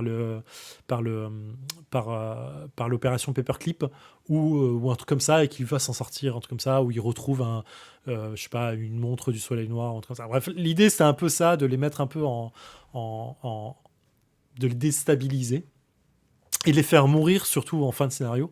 En mode what, et puis boum, prochain scénario, on se réveille dans la salle, on se souvient de tout, et ça évite, ça met une autre fonction narrative dans le concept. Donc voilà, là on a à peu près ça. Le culte, je vous explique pas, j'ai pas envie, là ça fait déjà 1h20 que je parle, je me saoule presque tout seul, mais grosso modo, j'ai l'idée de savoir d'où vient le culte, comment il a été créé, par qui il a été créé, comment il a été légué à d'autres personnes. Le culte de Tulé a été légué à quelqu'un qui a créé derrière le culte du Soleil Noir pendant la Seconde Guerre mondiale, et comment c'est arrivé aux États-Unis et ainsi de suite. On va pas s'attarder sur ça, c'est pas le but. Là, j'en suis où ? Et c'est la question que vous voulez savoir. Où est-ce que tu en es, Zef, dans cette campagne, mini-campagne ? On est à un point où les PJ ont trouvé, ils se sont infiltrés à Hardcross, donc qui est l'entreprise de la sorcière. Ils ont trouvé qui c'était. Ils l'ont pas encore arrêté, ils n'ont pas eu l'occasion. Mais ils ont trouvé qui c'était. Ils sont infiltrés de façon complètement officieuse dans ces bureaux et ils ont fouillé pour savoir quel estate, quel bien immobilier elle avait, la société, en société écran, un truc comme ça. Et en fait, ils ont trouvé elle détenait plusieurs merde, comment on appelle ça, les trucs dans les ports, les hangars, plusieurs hangars dans les ports pour pouvoir stocker des trucs. Normal pour une société d'import-export, hein, d'avoir des trucs comme ça. Et il y en a une, ils sont allés voir sur place, ils ont fouillé, ils ont passé du temps dessus, et il y en a une, quand ils rentrent dedans, elle est complètement vide. C'est un tout petit hangar, vraiment à peine de quoi stocker quelques caisses, qui est assez bizarre d'ailleurs, mais il est là en tout cas. Et en fait, il construit un emplacement très précis du port, c'est assez chelou. Et en fait, il rentre à l'intérieur et trouve une dalle de béton qui peut être soulevée par un crochet qui vient pour le truc, une dalle de béton énorme. Il la soulève, donc en fait, il faut imaginer la dalle de béton à même le sol, dans lequel il n'y a qu'un crochet. Et en fait, il baisse, il y a un anneau, il baisse le crochet, il soulève, et la dalle de béton révèle en fait un escalier en sous-sol. J'étais assez basique là-dessus. Je trouvais ça même un peu nul, hein. Je m'en suis voulu après de me dire c'est vraiment trop simple. Mais bon, eux, ils ont kiffé, c'est le principal. Ils sont rentrés à l'intérieur et là, ils sont allés en sous-sol. Du coup, ils ont marché pendant quelques minutes, trouvé que l'architecture du couloir était bétonnée de la même façon que le plancher du hangar. Donc ça a été construction assez récente, assez récente. Et à un moment, on passe dans les égouts. On passe dans les égouts et là, on passe sur un environnement architectural complètement différent. On commence à avoir des briques rouges, des briques un peu anciennes qui font vraiment égout, mais pas complètement. On a des odeurs, mais c'est pas complètement les égouts. On a un petit écoulement d'eau, mais c'est pas non plus de l'eau sale, des eaux usagées. On continue et là, ils arrivent devant une porte. On voit du coup que l'ancien a rejoint le nouveau et que quelque chose a été créé sur un truc qui était déjà en place. C'est important parce qu'effectivement, ils arrivent dans un asile qui est en sous-sol, qui est un asile avec une grande porte en fer un peu violente, un peu crade, rouillée, mais dont on a pris soin pour qu'elle fonctionne quand même. Et c'est marqué en allemand dessus, en mode asile, je sais plus quoi, je sais plus quel nom j'ai mis dessus. Ils rentrent à l'intérieur et là, ils trouvent un ancien nazi en sous-sol, assez humide, avec un petit standard vraiment débile presque, des chambres capitonnées complètement abandonnées, un vieux du matos qui date des années 60-70, rouillé, abandonné, et ainsi de suite, mais il fouille un peu et il y a des cellules, beaucoup de cellules, de genre une trentaine de cellules, et dedans, ouais, c'est un peu d'Outlast dans l'idée, j'ai pas fait le jeu, mais je vois un peu l'ambiance, c'est un peu l'ambiance que je voulais donner. Et dans les cellules sont entreposées des ghouls. Il y en a genre 10 ou 15 par cellule, elles sont entassées les unes sur les autres, peu nourries. Peu nourries, mais de façon à ce que parfois elles s'entrebouffent entre elles pour pouvoir se nourrir. On est à ce point-là. Et ce que j'ai pas dit, c'est que dans le scénario d'avant, ils trouvent un journal du bijoutier qui décrit rapidement comment lui en a marre du culte parce qu'ils ont tué son fils, grosso modo. Et en fait, il veut se venger.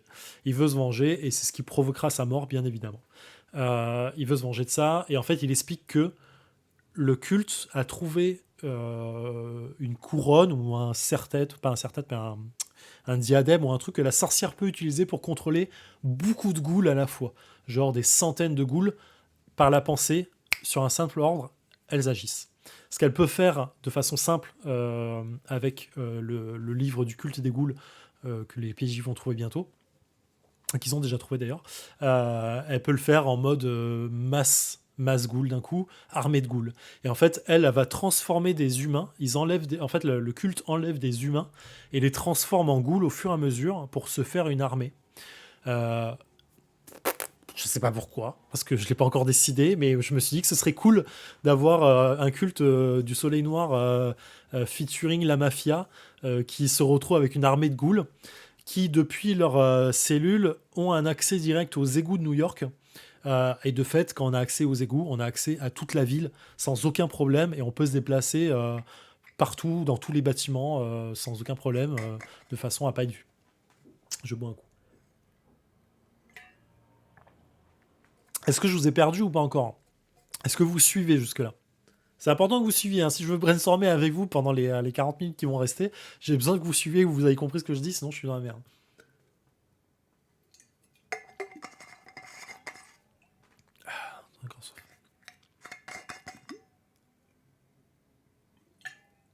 Répondez pas surtout. Hein. Ah, merci Eda. Oh oui, tout est venu d'un coup, d'accord. Je vais décoller, crever, fini de bosser. Bonne soirée. Merci Flavien d'être passé, c'est trop bien. Je t'enverrai le lien, Flavien, si ça t'intéresse, tu me diras ce que tu en penses. Elden Ring en même temps, grand poil, tu me fais honte là. Tu me fais honte. C'est Elden Ring First. Non. Si.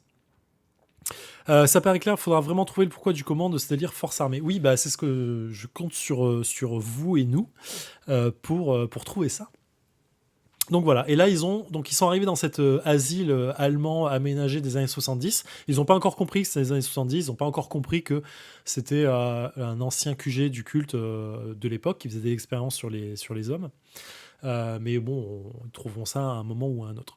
Et ils ont trouvé la salle du culte qui permet de transformer les ghouls. Ils ont même assisté à une transformation quand ils se sont cachés dans un coin et ils ont assisté à une des transformations. Et ils se sont retrouvés comme des cons enfermés dans l'asile et ils ont réussi à s'échapper par un truc des égouts. Type Akina. Akina. Oh, Akina. Prends soin d'elle. Et du coup, voilà, j'en suis là. J'en suis là avec tout ça. Euh, j'ai donc un culte quelque part qui est tenu par... alors, qui n'est pas tenu par ces membres-là, il est vraiment tenu par un mec, un ancien nazi qui vit par-delà la mort, qui est très vieux, qui se raccroche à la vie et qui aspire un peu les forces vitales des gens, j'imagine en tout cas, pour essayer de survivre, mais qui est toujours à la tête du culte.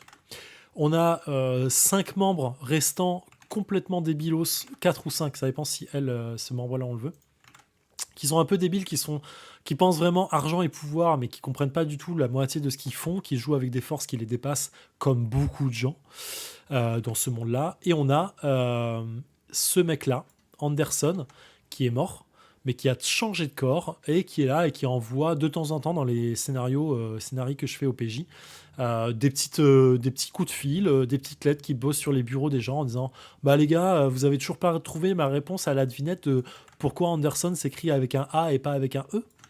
Et voilà. Et lui, il peut apparaître plus tard.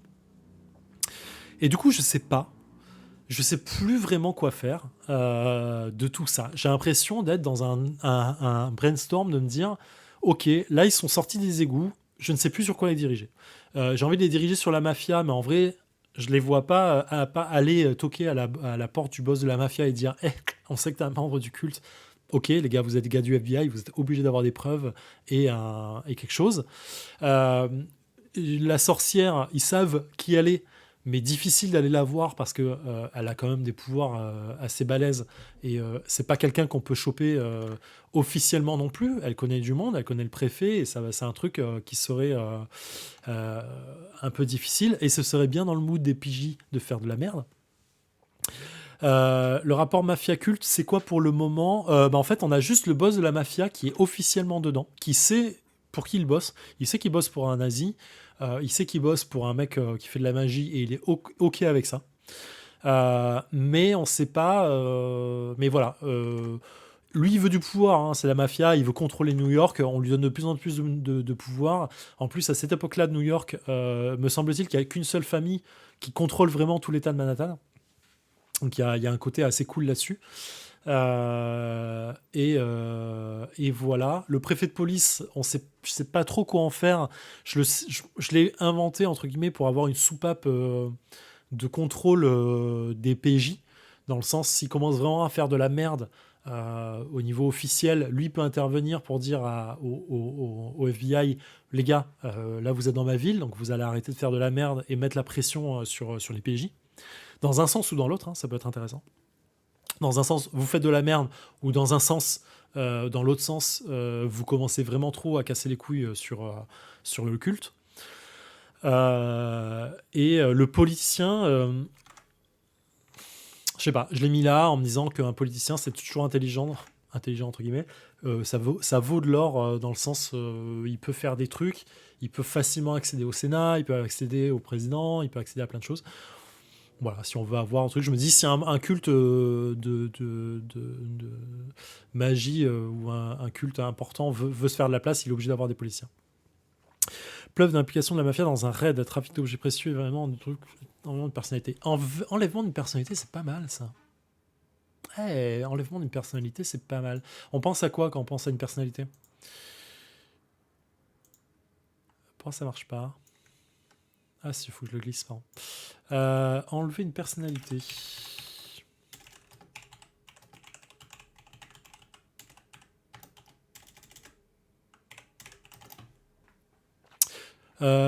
Politicien d'une secte. Donc là, on ferait intervenir une deuxième secte. Je suis pas très chaud avec le fait d'intervenir dans une secte. L'idée est cool. En vrai, Grand Poil, l'idée est cool parce que ça peut faire une guerre de culte. Et oh, Céline DDL, comment vas-tu? Ça peut faire une guerre de culte, mais j'ai peur que ça embrouille les PJ. Et j'ai peur de ça parce que ils ont déjà un peu de mal à relier les dots, à relier les points entre le culte, qui en fait partie, en fait pas partie. Il y a quand même pas mal de noms de famille et de prénoms qui sont balancés. Et ils ont un peu de mal à capter un peu tout ça. Donc, mettre un deuxième culte, je suis pas chaud. Ils sont pas obligés de savoir pour le politicien. Alors, ils le savent ou ils le savent pas? Non, ils l'ont croisé, mais ils le savent pas encore. Neftali, ouais, les ghouls, ça pourrait être pour lui, pour la mafia. Oui, ça pourrait être pour lui. Type, le culte a besoin de la mafia pour arriver à ses fins, mais lui tire parti de ça aussi, avec un truc de pouvoir où le culte doit faire un peu le dos rond. Donc, dans l'idée, tu dirais que c'est le culte qui fait le dos rond pour la mafia. Moi, je le voyais dans l'autre sens, où c'est la mafia qui doit faire le dos rond à un moment pour le culte, mais ça peut être une idée. Ça peut être une idée de, à un moment, le gars de la mafia prend un peu trop la confiance et veut se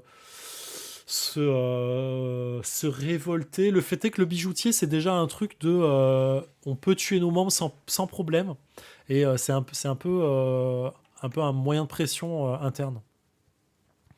Mais s'il y joue, il trouve le moyen de faire le lien avec le culte du soleil noir. Ça va et toi? Bah écoute, voilà.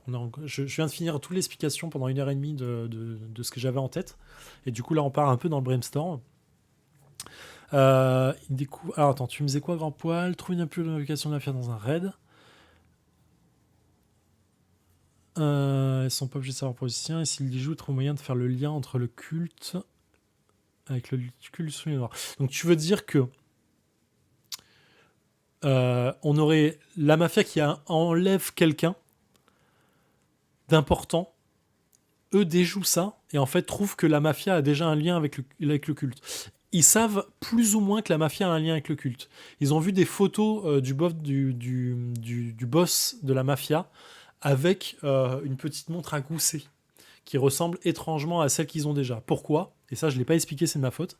En fait, le culte, les grands noms du culte du soleil noir, donc les 5 membres, ont tous cette montre. Pour se reconnaître entre eux, il y a un côté un peu signe de valeur quoi là-dedans. Alex, ou alors un perso membre du clan de la mafia et que les joueuses devraient interroger. Le gars se serait fait pincer pour complètement autre chose et négocier en donnant des infos si bien interrogé. Ça, on l'a déjà eu et c'est une bonne idée. J'ai déjà fait un peu... Ah non, j'ai pas fait cette scène-là. Il a donné des infos sur le cambriolage. Donc en fait, il n'a pas donné les infos sur le truc. Mais on pourrait avoir un membre... Je vais me noter ça. C'est une bonne idée, Alex. Faut que je glisse. Hop, glisser. Hop.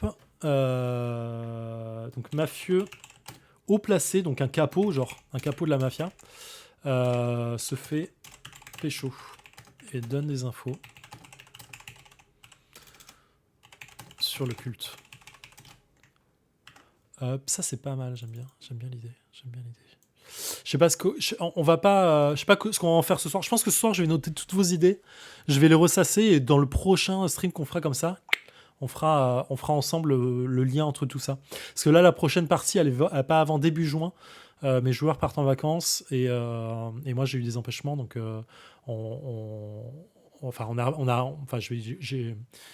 j'ai pas de date avec eux là dans les prochaines semaines. Eux sont en vacances et du coup, on a des loupés. Et sur les derniers trucs, ça n'a pas été comme je voulais. J'imagine un truc de la mafia. Alors, attends. Enlever une personnalité. Donc ça pourrait lier ça. On pourrait se lier ça. C'est pas dans ce sens-là. On va mettre ça là. Attends, je vais essayer de... Tac, ça c'est les idées. Enlever une personnalité qui pourrait être un gars de la mafia. J'imagine un truc où la mafia a un truc dont le culte a besoin.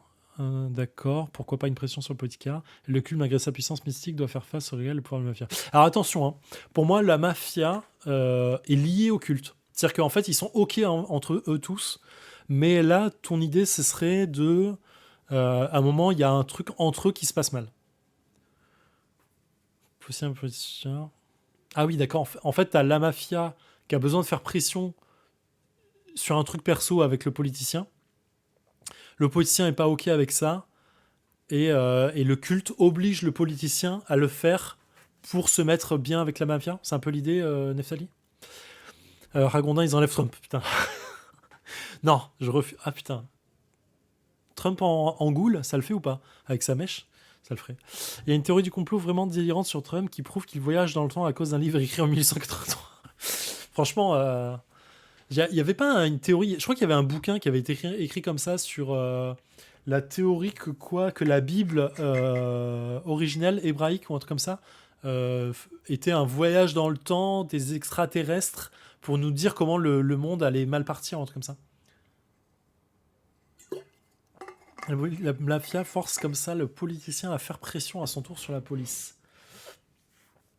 Ah oui, et du coup, on a un lien. En fait, du coup, on arrive sur un faux jeu de pouvoir entre préfet de police, mafia, politique et culte.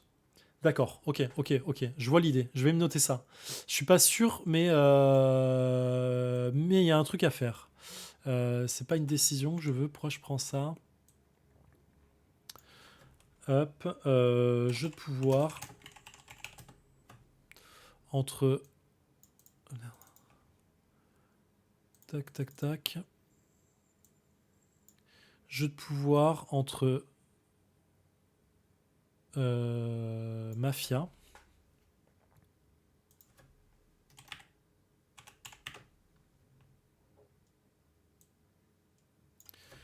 Politicien. Je fais semblant de bien gérer les mind maps, mais comme je vous ai pas eu, hein, vous avez compris que je sais pas le faire. Hein, je fais vraiment n'importe quoi. Je pense que c'est pas comme ça du tout qu'on les utilise. Politicien, préfet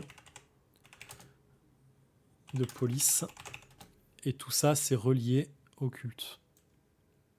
Parce que du coup ça met à mal le culte en fait dans les trucs. On n'est pas dupes.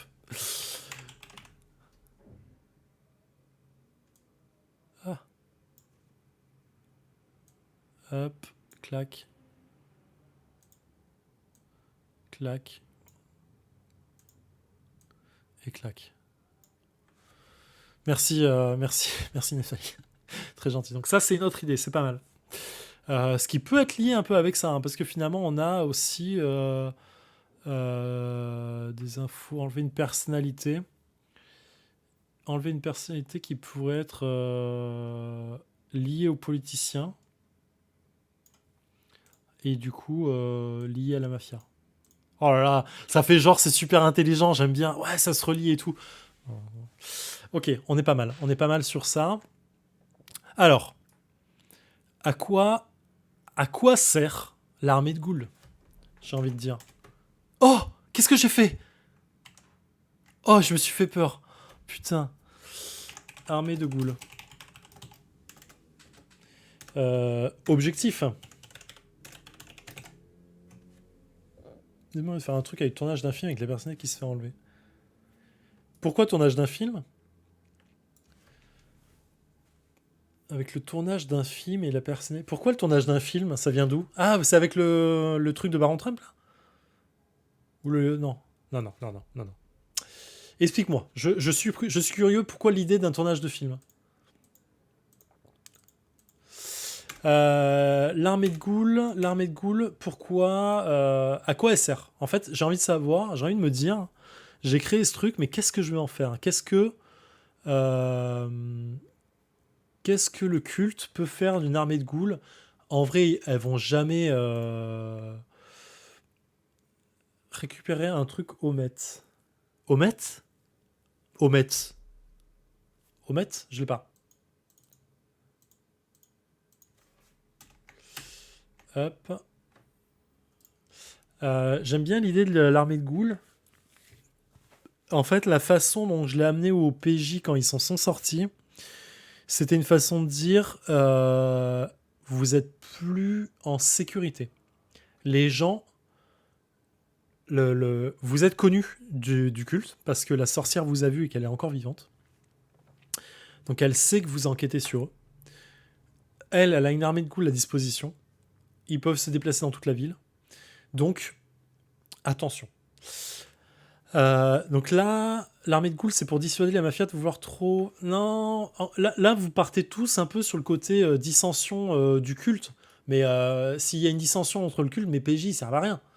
Parce que s'il y a une dissension entre le culte, dans le culte, en vrai, les PJ vont attendre et ils vont profiter quoi d'un moment où ça se passe mal. Non. J'ai envie que les PJ soient au cœur de la dissension ou qu'ils soient au cœur de. C'est nous qui avons fait tomber le culte. D'accord? J'ai pas forcément envie que les gars arrivent avec 15 armes et tout et flinguent tout le monde, mais j'ai envie qu'ils se disent putain, on a démantelé un culte. Truc. Alors, est-ce que ça va arriver à un truc ancien à un moment? C'est une excellente question. J'imagine que oui. J'imaginais que oui. Je sais pas quoi. Je sais plus comment ça s'appelle. Y a pas de truc lié au ghoul, spécifiquement pas de grand ancien lié au ghoul. En vrai, parce que c'est un peu nul. Mais ça peut être une armée de base. Mais oui, oui, j'aimerais bien effectivement qu'il y ait un grand ancien. En fait, les amener à une scène type de. J'allais spoiler un truc, donc il faut pas le faire. J'allais spoiler un scénario, une campagne de Cthulhu, on va pas le faire. Mais du coup, ouais, amener une scène où un grand ancien commence à se réveiller et eux doivent l'empêcher, quitte à sacrifier les choses. Voilà, faut voulez. Ouais, Daël, désolé, il y a un truc qui a foiré, je sais pas pourquoi. T'as voulu mettre un lien que j'ai pas, qu'on n'a pas débloqué dans le chat. Donc l'armée de ghoul, pour moi, c'était un truc de pression, de contrôle des foules dans l'idée. Ah, pas mal ça. Les ghouls comme travailleurs forcés pour déterrer quelque chose. Donc travailleuses forcées pour déterrer quelque chose. Ah, c'est pas mal. C'est pas mal du tout. Maître Muséum. C'est quoi Maître Muséum? Oh là, ses cheveux. Ouh, désolé pour le. Ouh, je sais pas ce qui se passait. Alors, les ghouls qui escavent. Ah, c'est bien ça. J'aime cette idée. Ah oui, c'est une pure idée. J'aime. Comment ça? Comment ça? J'essaye de trucs premium. C'est ça? Qu'est-ce que j'essaie de faire? Le nombre. Ah putain, d'accord. J'ai un nombre limité d'éléments. Mais c'est incroyable. Bon, qu'est-ce qu'on peut supprimer? Bon, on va supprimer ça déjà.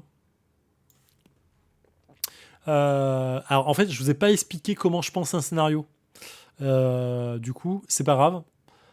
Mais bon, voilà, je vous le réexpliquerai à l'occasion comment moi j'ai créé un scénario. Et en vrai, on n'est pas loin des mind maps quand je fais ça. Hop, donc, avec un artefact enfoui, une expérience menée par un scientifique Lotus Noir. Du Lotus Noir. Joueur de magique, mon gars. Alors, creuse pour déterrer un temple. Hey Coren, tu vas bien? Oh là là, Coren, t'es magnifique, t'es merveilleux. Un temple ou un grand ancien, / grand ancien. En fait, je fais ça sur un truc de mind map, mais en tips dans le même genre, tu as qui n'est pas limité gratuitement. Ouais, désolé pour les liens, si vous m'en mettez, c'est très gentil, mais je sais pas comment débloquer ça. Je suis nul sur ça. Ah putain, j'avoue. Il déchire des vraies cartes Magic. Bon, ça marche pas à l'époque. Ah si, 94. Draw.io. Ah d'accord, ok. Je vais me noter ça sur un truc. Draw.io. Je vais me noter ça et je ferai ça. Donc creuse pour déterrer un temple ou un grand ancien. Ça, j'aime beaucoup cette idée. Ah putain, ouais, c'est une très bonne idée. On va trouver ça. On va trouver ça. Edel, tu me disais quoi? Met Museum. Je suis obligé de regarder ce que c'est du coup.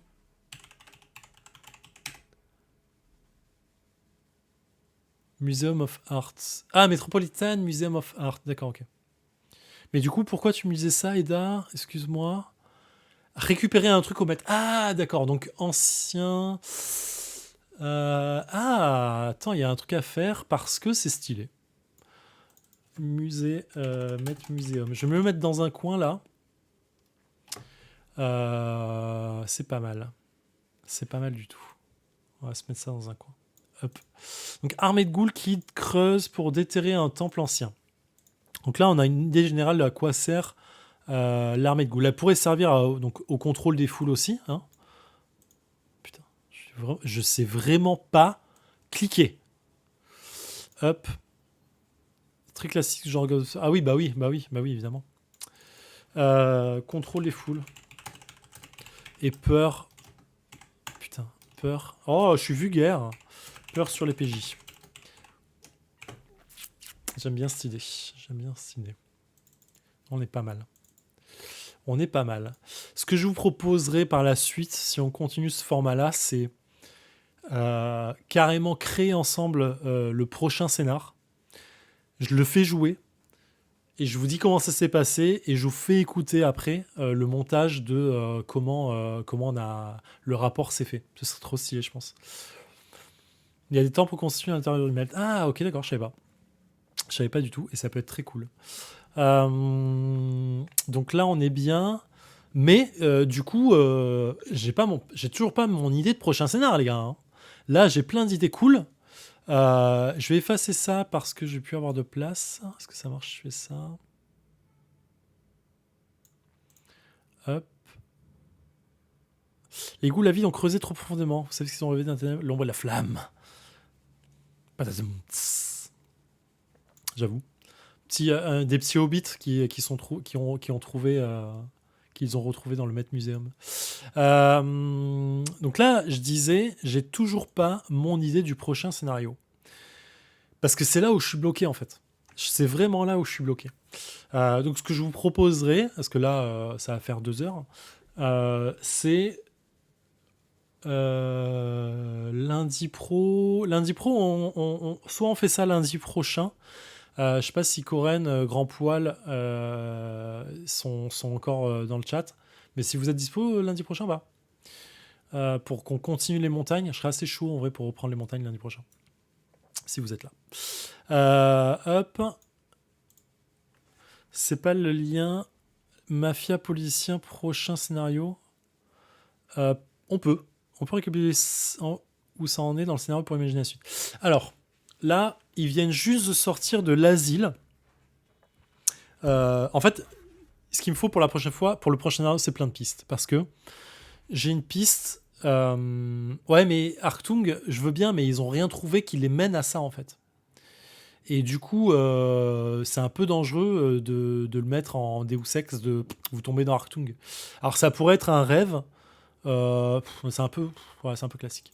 Qu'est-ce que je veux faire? J'aimerais... Tac. Je vais récapituler là-dedans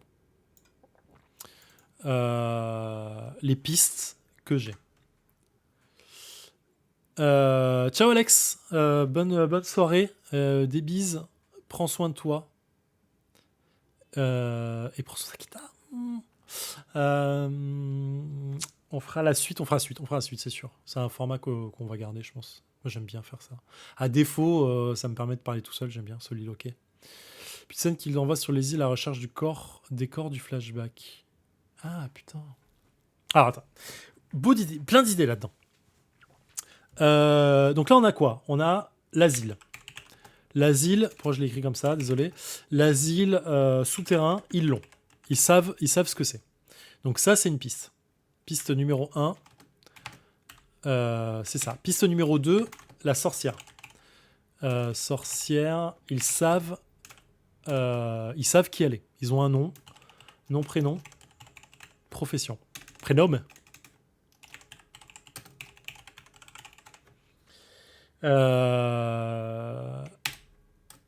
Pourquoi j'ai mis nom, prénom comme ça?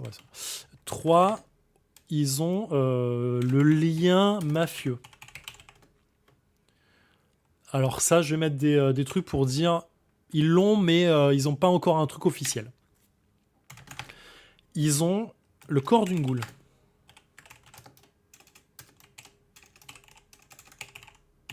Ils ont le corps d'une goule mort, qui a été étudié par le coroner, par le médecin légiste, pardon, qui dit grosso modo, officiellement, je vous fais un rapport pour dire que c'est un corps en décomposition d'un mec malade qui avait une maladie génétique qui est dégénérescente.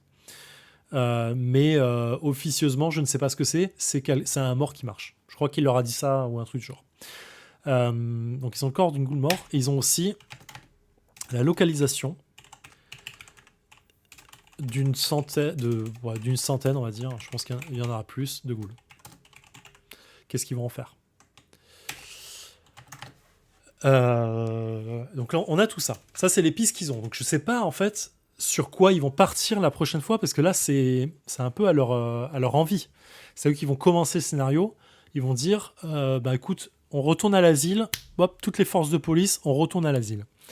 Le truc, c'est que on arrive un peu à un moment de chevauchement de ce que pense le gars du FBI, le patron du FBI, le directeur. Lui, il fait un peu le truc vos trucs fantaisistes de ghouls, de machin, vous m'épargnez. J'ai plus envie d'entendre ça. Vous me faites des rapports officiels et vous arrêtez de me casser les pieds avec tout ce qui est fantaisiste. Il est un peu dans ce mood-là. En même temps, il va le dire à un moment dans un enregistrement, il vient de déjeuner avec le préfet, ou il va déjeuner avec le préfet de police, qui lui va commencer à lui mettre la pression. Et lui, il va tilter, parce que comme c'est moi qui le joue, ce personnage-là, dans l'enregistrement, j'ai pas envie de m'effacer de l'enregistrement, j'ai envie de garder ce place. Donc il va avoir le côté... il comprend qu'un truc déconne, mais il veut pas le faire officiellement, donc il va avoir peut-être d'autres choses à voir. Qu'est-ce que vous me dites là? Une petite scène comme ça. Le corps de la goule peut être volé, il y aura un indice vers ce qui t'arrange. Le corps de la goule peut être volé. Il peut être volé. Il peut être volé, il peut même se décomposer complètement. Peut être volé, décomposé. Il peut disparaître. Ça, c'est vrai. Ils ont le lien avec les égouts dans le sens... dans quel sens, Neftali? Est-ce qu'ils ont le lien en sachant que les ghouls ont accès aux égouts, ou est-ce qu'ils ont le lien dans le sens ils savent où trouver l'asile? Parce qu'ils savent où trouver l'asile, et oui, ils savent que l'asile mène aux égouts et que les ghouls ont accès à toute la ville. Ils l'ont compris en tout cas. Volé par la mafia, ça peut être volé par la mafia, ça peut être volé par la mafia, ça peut être je suis plus fan des compositions sur ce coup-là, parce que avoir une deuxième infraction dans les bâtiments de la mafia, ça me semblerait un peu overkill à ce moment du jeu en fait. On va plus se pencher pour le décomposer, je pense. Je le reste, mais je laisse voler, mais c'est ça. J'ai encore soif. Plus je bois, plus j'ai envie de pisser. Ouais, j'ai pensé à l'exploration des égouts, ça peut être bon délire, mais en fait, ils l'ont déjà, ça. Donc du coup, en fait, ce qui me manque, c'est, comme le prochain scénario, c'est eux qui vont commencer l'enquête et c'est eux qui vont commencer à donner une piste, j'ai envie de les mettre dans une situation où ils n'ont plus le choix. Et c'est moi qui leur donne... Il s'est passé 3 jours, ça peut être un truc du genre, ok, depuis que vous êtes rentrés dans des égouts, vous avez commencé à faire ça, c'est moi qui les dirige un peu, et je leur impose une situation urgente et extrême, pour qu'ils aient plus le choix de sur quoi enquêter. Parce que je veux pas leur donner trop de choix, parce que j'ai peur de ce qu'ils peuvent faire, et j'ai peur, moi, de pas avoir prévu correctement le scénario là-dedans. Donc, je sais pas si je suis clair là-dedans. Mais voilà, je pense que... je sais pas. C'est exactement sur quoi je suis perdu. C'est sur ça. Mais on va pas trouver la réponse ce soir, parce que là, ça va faire 2 heures, et je vous avoue que j'ai la voix qui commence à pencher. Et on va s'arrêter là pour ce soir, mais on a déjà noté tout ça. Ce que je vous propose, c'est je vais compiler tout ça sur un meilleur document, sur un Notion, sur Notion que j'ai déjà commencé à faire pour ça, enfin sur mon Notion et pour la façon dont j'ai travaillé dessus. Et je vais compiler tout ça, et pour le prochain stream, soit lundi prochain si on fait pas les montagnes, soit lundi d'après, mais peut-être lundi prochain. Je pense que lundi prochain les montagnes ça va être dur, mais lundi prochain on va continuer ça, et on va se pencher sur réfléchissez de votre côté si vous pouvez, moi je vais le faire bien sûr de mon côté, et on va se pencher sur comment commencer le prochain scénario, vraiment écrire le prochain scénario ensemble, vraiment se dire voilà, il faut un scénario de 3 heures avec tous ces éléments là, qu'est-ce que je fais? Par quoi je commence? C'est, je pose mon écran de jeu, je donne les fiches de personnage, boum, qu'est-ce qu'on fait? Miro, je note aussi Miro du coup avec le draw. Hop. Et du coup, on se crée le scénario ensemble. C'est moi qui vais l'idée, bien sûr, j'aurai des idées d'ici là, et je prendrai vos idées, on va brainstormer ensemble, et je vous montrerai comment moi je crée un scénario réellement, en me disant, voilà, ça va mener à ça, ça va mener à ça, on va créer les personnages ensemble, on va créer les PNJ ensemble, les noms et tout. Et puis, voilà. On prépare que sur ça maintenant, ça nous fait une cool app. Bah écoute, ouais, passe 3 heures de scénario, c'est court, mais c'est le format qu'on a choisi de faire pour faire justement des rapports, des trucs très courts, et ça peut donner plusieurs petits rapports derrière, parce que les rapports audio, ils font 12 minutes max, quoi. J'ai pas envie d'un truc qui dure une demi-heure. Donc voilà. Je sais pas comment vous mettre. Là, j'ai 1000 scénarios, grand poil, en vrai. Hein. Là, je pensais partir sur au moins 5 ou 6 scénarios. Scénarii sur. Je dis scénarii, j'essaie de dire scénarii, j'ai du mal à le dire. Sur cette campagne-là, et en plus, en filigrane, Anderson, là, qui va revenir pour leur casser un peu les couilles. Donc, essayer de les bourriner ailleurs à un moment sur la piste d'Anderson. Je vais compiler tout ça, je disais. Je sais pas comment vous mettre à ceux qui étaient là ce soir le lien de ce que j'ai commencé à faire en enregistrement. Je vais peut-être pas le faire, du coup, je vais l'envoyer à Flavien parce que je le connais et je sais comment lui envoyer. Et si je trouve un moyen de vous le partager à vous directement, je le vous ferai. Merci pour le live, c'est très inspirant. Je crois que je vais faire une mind map de one shot de monstre. Bah écoute, fais-le avec grand plaisir et dis-moi ce que ça a donné. En vrai, moi, ça me permet de réfléchir. Vous m'avez donné vraiment, les quelques idées que vous m'avez données, déjà, ça me fait penser autrement le scénario. Ça me fait penser autrement ma campagne, tu vois. Parce que moi, le côté avoir un rapport de force à l'intérieur du culte, je l'imaginais pas du tout, je le voyais pas. Mais ça me donne une autre façon de penser et c'est plutôt cool. Donc voilà, qu'est-ce qu'il faut que je fasse ? Il faut que je vous mène quelque part là. Il faut que je vous mène vers quelqu'un d'autre. Parce que c'est un truc qu'il faut faire. Alors attendez, bougez pas. Hop, chaîne studio vidéo, celle-là, non ? Hop là. Et en haut, tu as un bouton partager. En général, tu peux choisir de mettre les gens en lecteur uniquement. En haut de quoi ? J'y connais rien. Aide-moi. Je vois pas de quoi on parle. Chuchotement, non. Sur le gestionnaire de stream ? Gérer les objectifs, lancer une coupure publicitaire, chat réservé aux abonnés, gérer les sondages, commencer une prédiction. Je comprends rien à tous ces trucs. Je sais pas ce que je dois faire. Je suis très nul. En orange, en haut à droite. Mais en haut à droite de quoi ? Ah, partager la mind map, tu veux dire ? Ah, ok, d'accord. Oui, non, je pensais pas à ça. Je pensais au lien, un lien. Non, je cherche plus. Je suis perdu. Ça fait longtemps que j'ai pas fait ça. Non, je cherche le raid, oui, je cherche. Je vais raider. Là, je suis en train de le faire. 2, je cherche à comment partager les épisodes que j'ai déjà montés en podcast en audio, du premier scénario de ça, en fait, et le rapport audio. Et ça, j'aimerais vous le partager, mais je sais pas comment le faire. Donc, bref.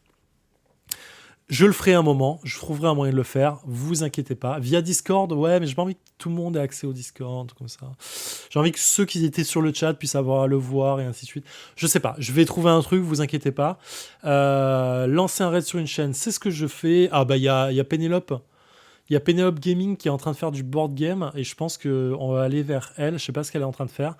Je sais pas si vous la connaissez, mais elle est super sympa.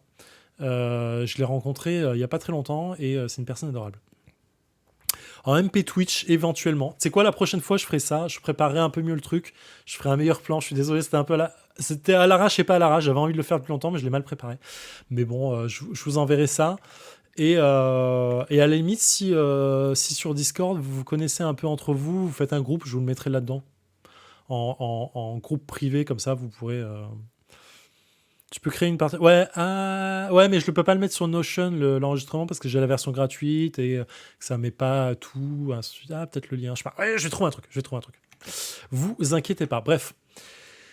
Je vous kiffe. Merci vraiment d'avoir été là avec moi pendant 2 heures à parler de tout ça, à m'écouter parler surtout et m'aider à trouver comme ça et pour la reprise, parce que j'étais un peu stressé de me dire qu'on allait faire une reprise et je ne savais pas comment ça allait se passer. Je vous kiffe fort. Vous êtes des personnes vraiment fantastiques. Je vous aime dans mon cœur. Prenez soin de vous. Que vos journées soient longues et vos nuits agréables. Et je vais vous envoyer vers Pénélope Gaming FR, qui est absolument génial. Et clin d'œil, grand poil, tu l'as ou pas ? Et je lance le raid. Hop là, ça part. Je vous kiffe. Je vous fais des bisous. Ciao.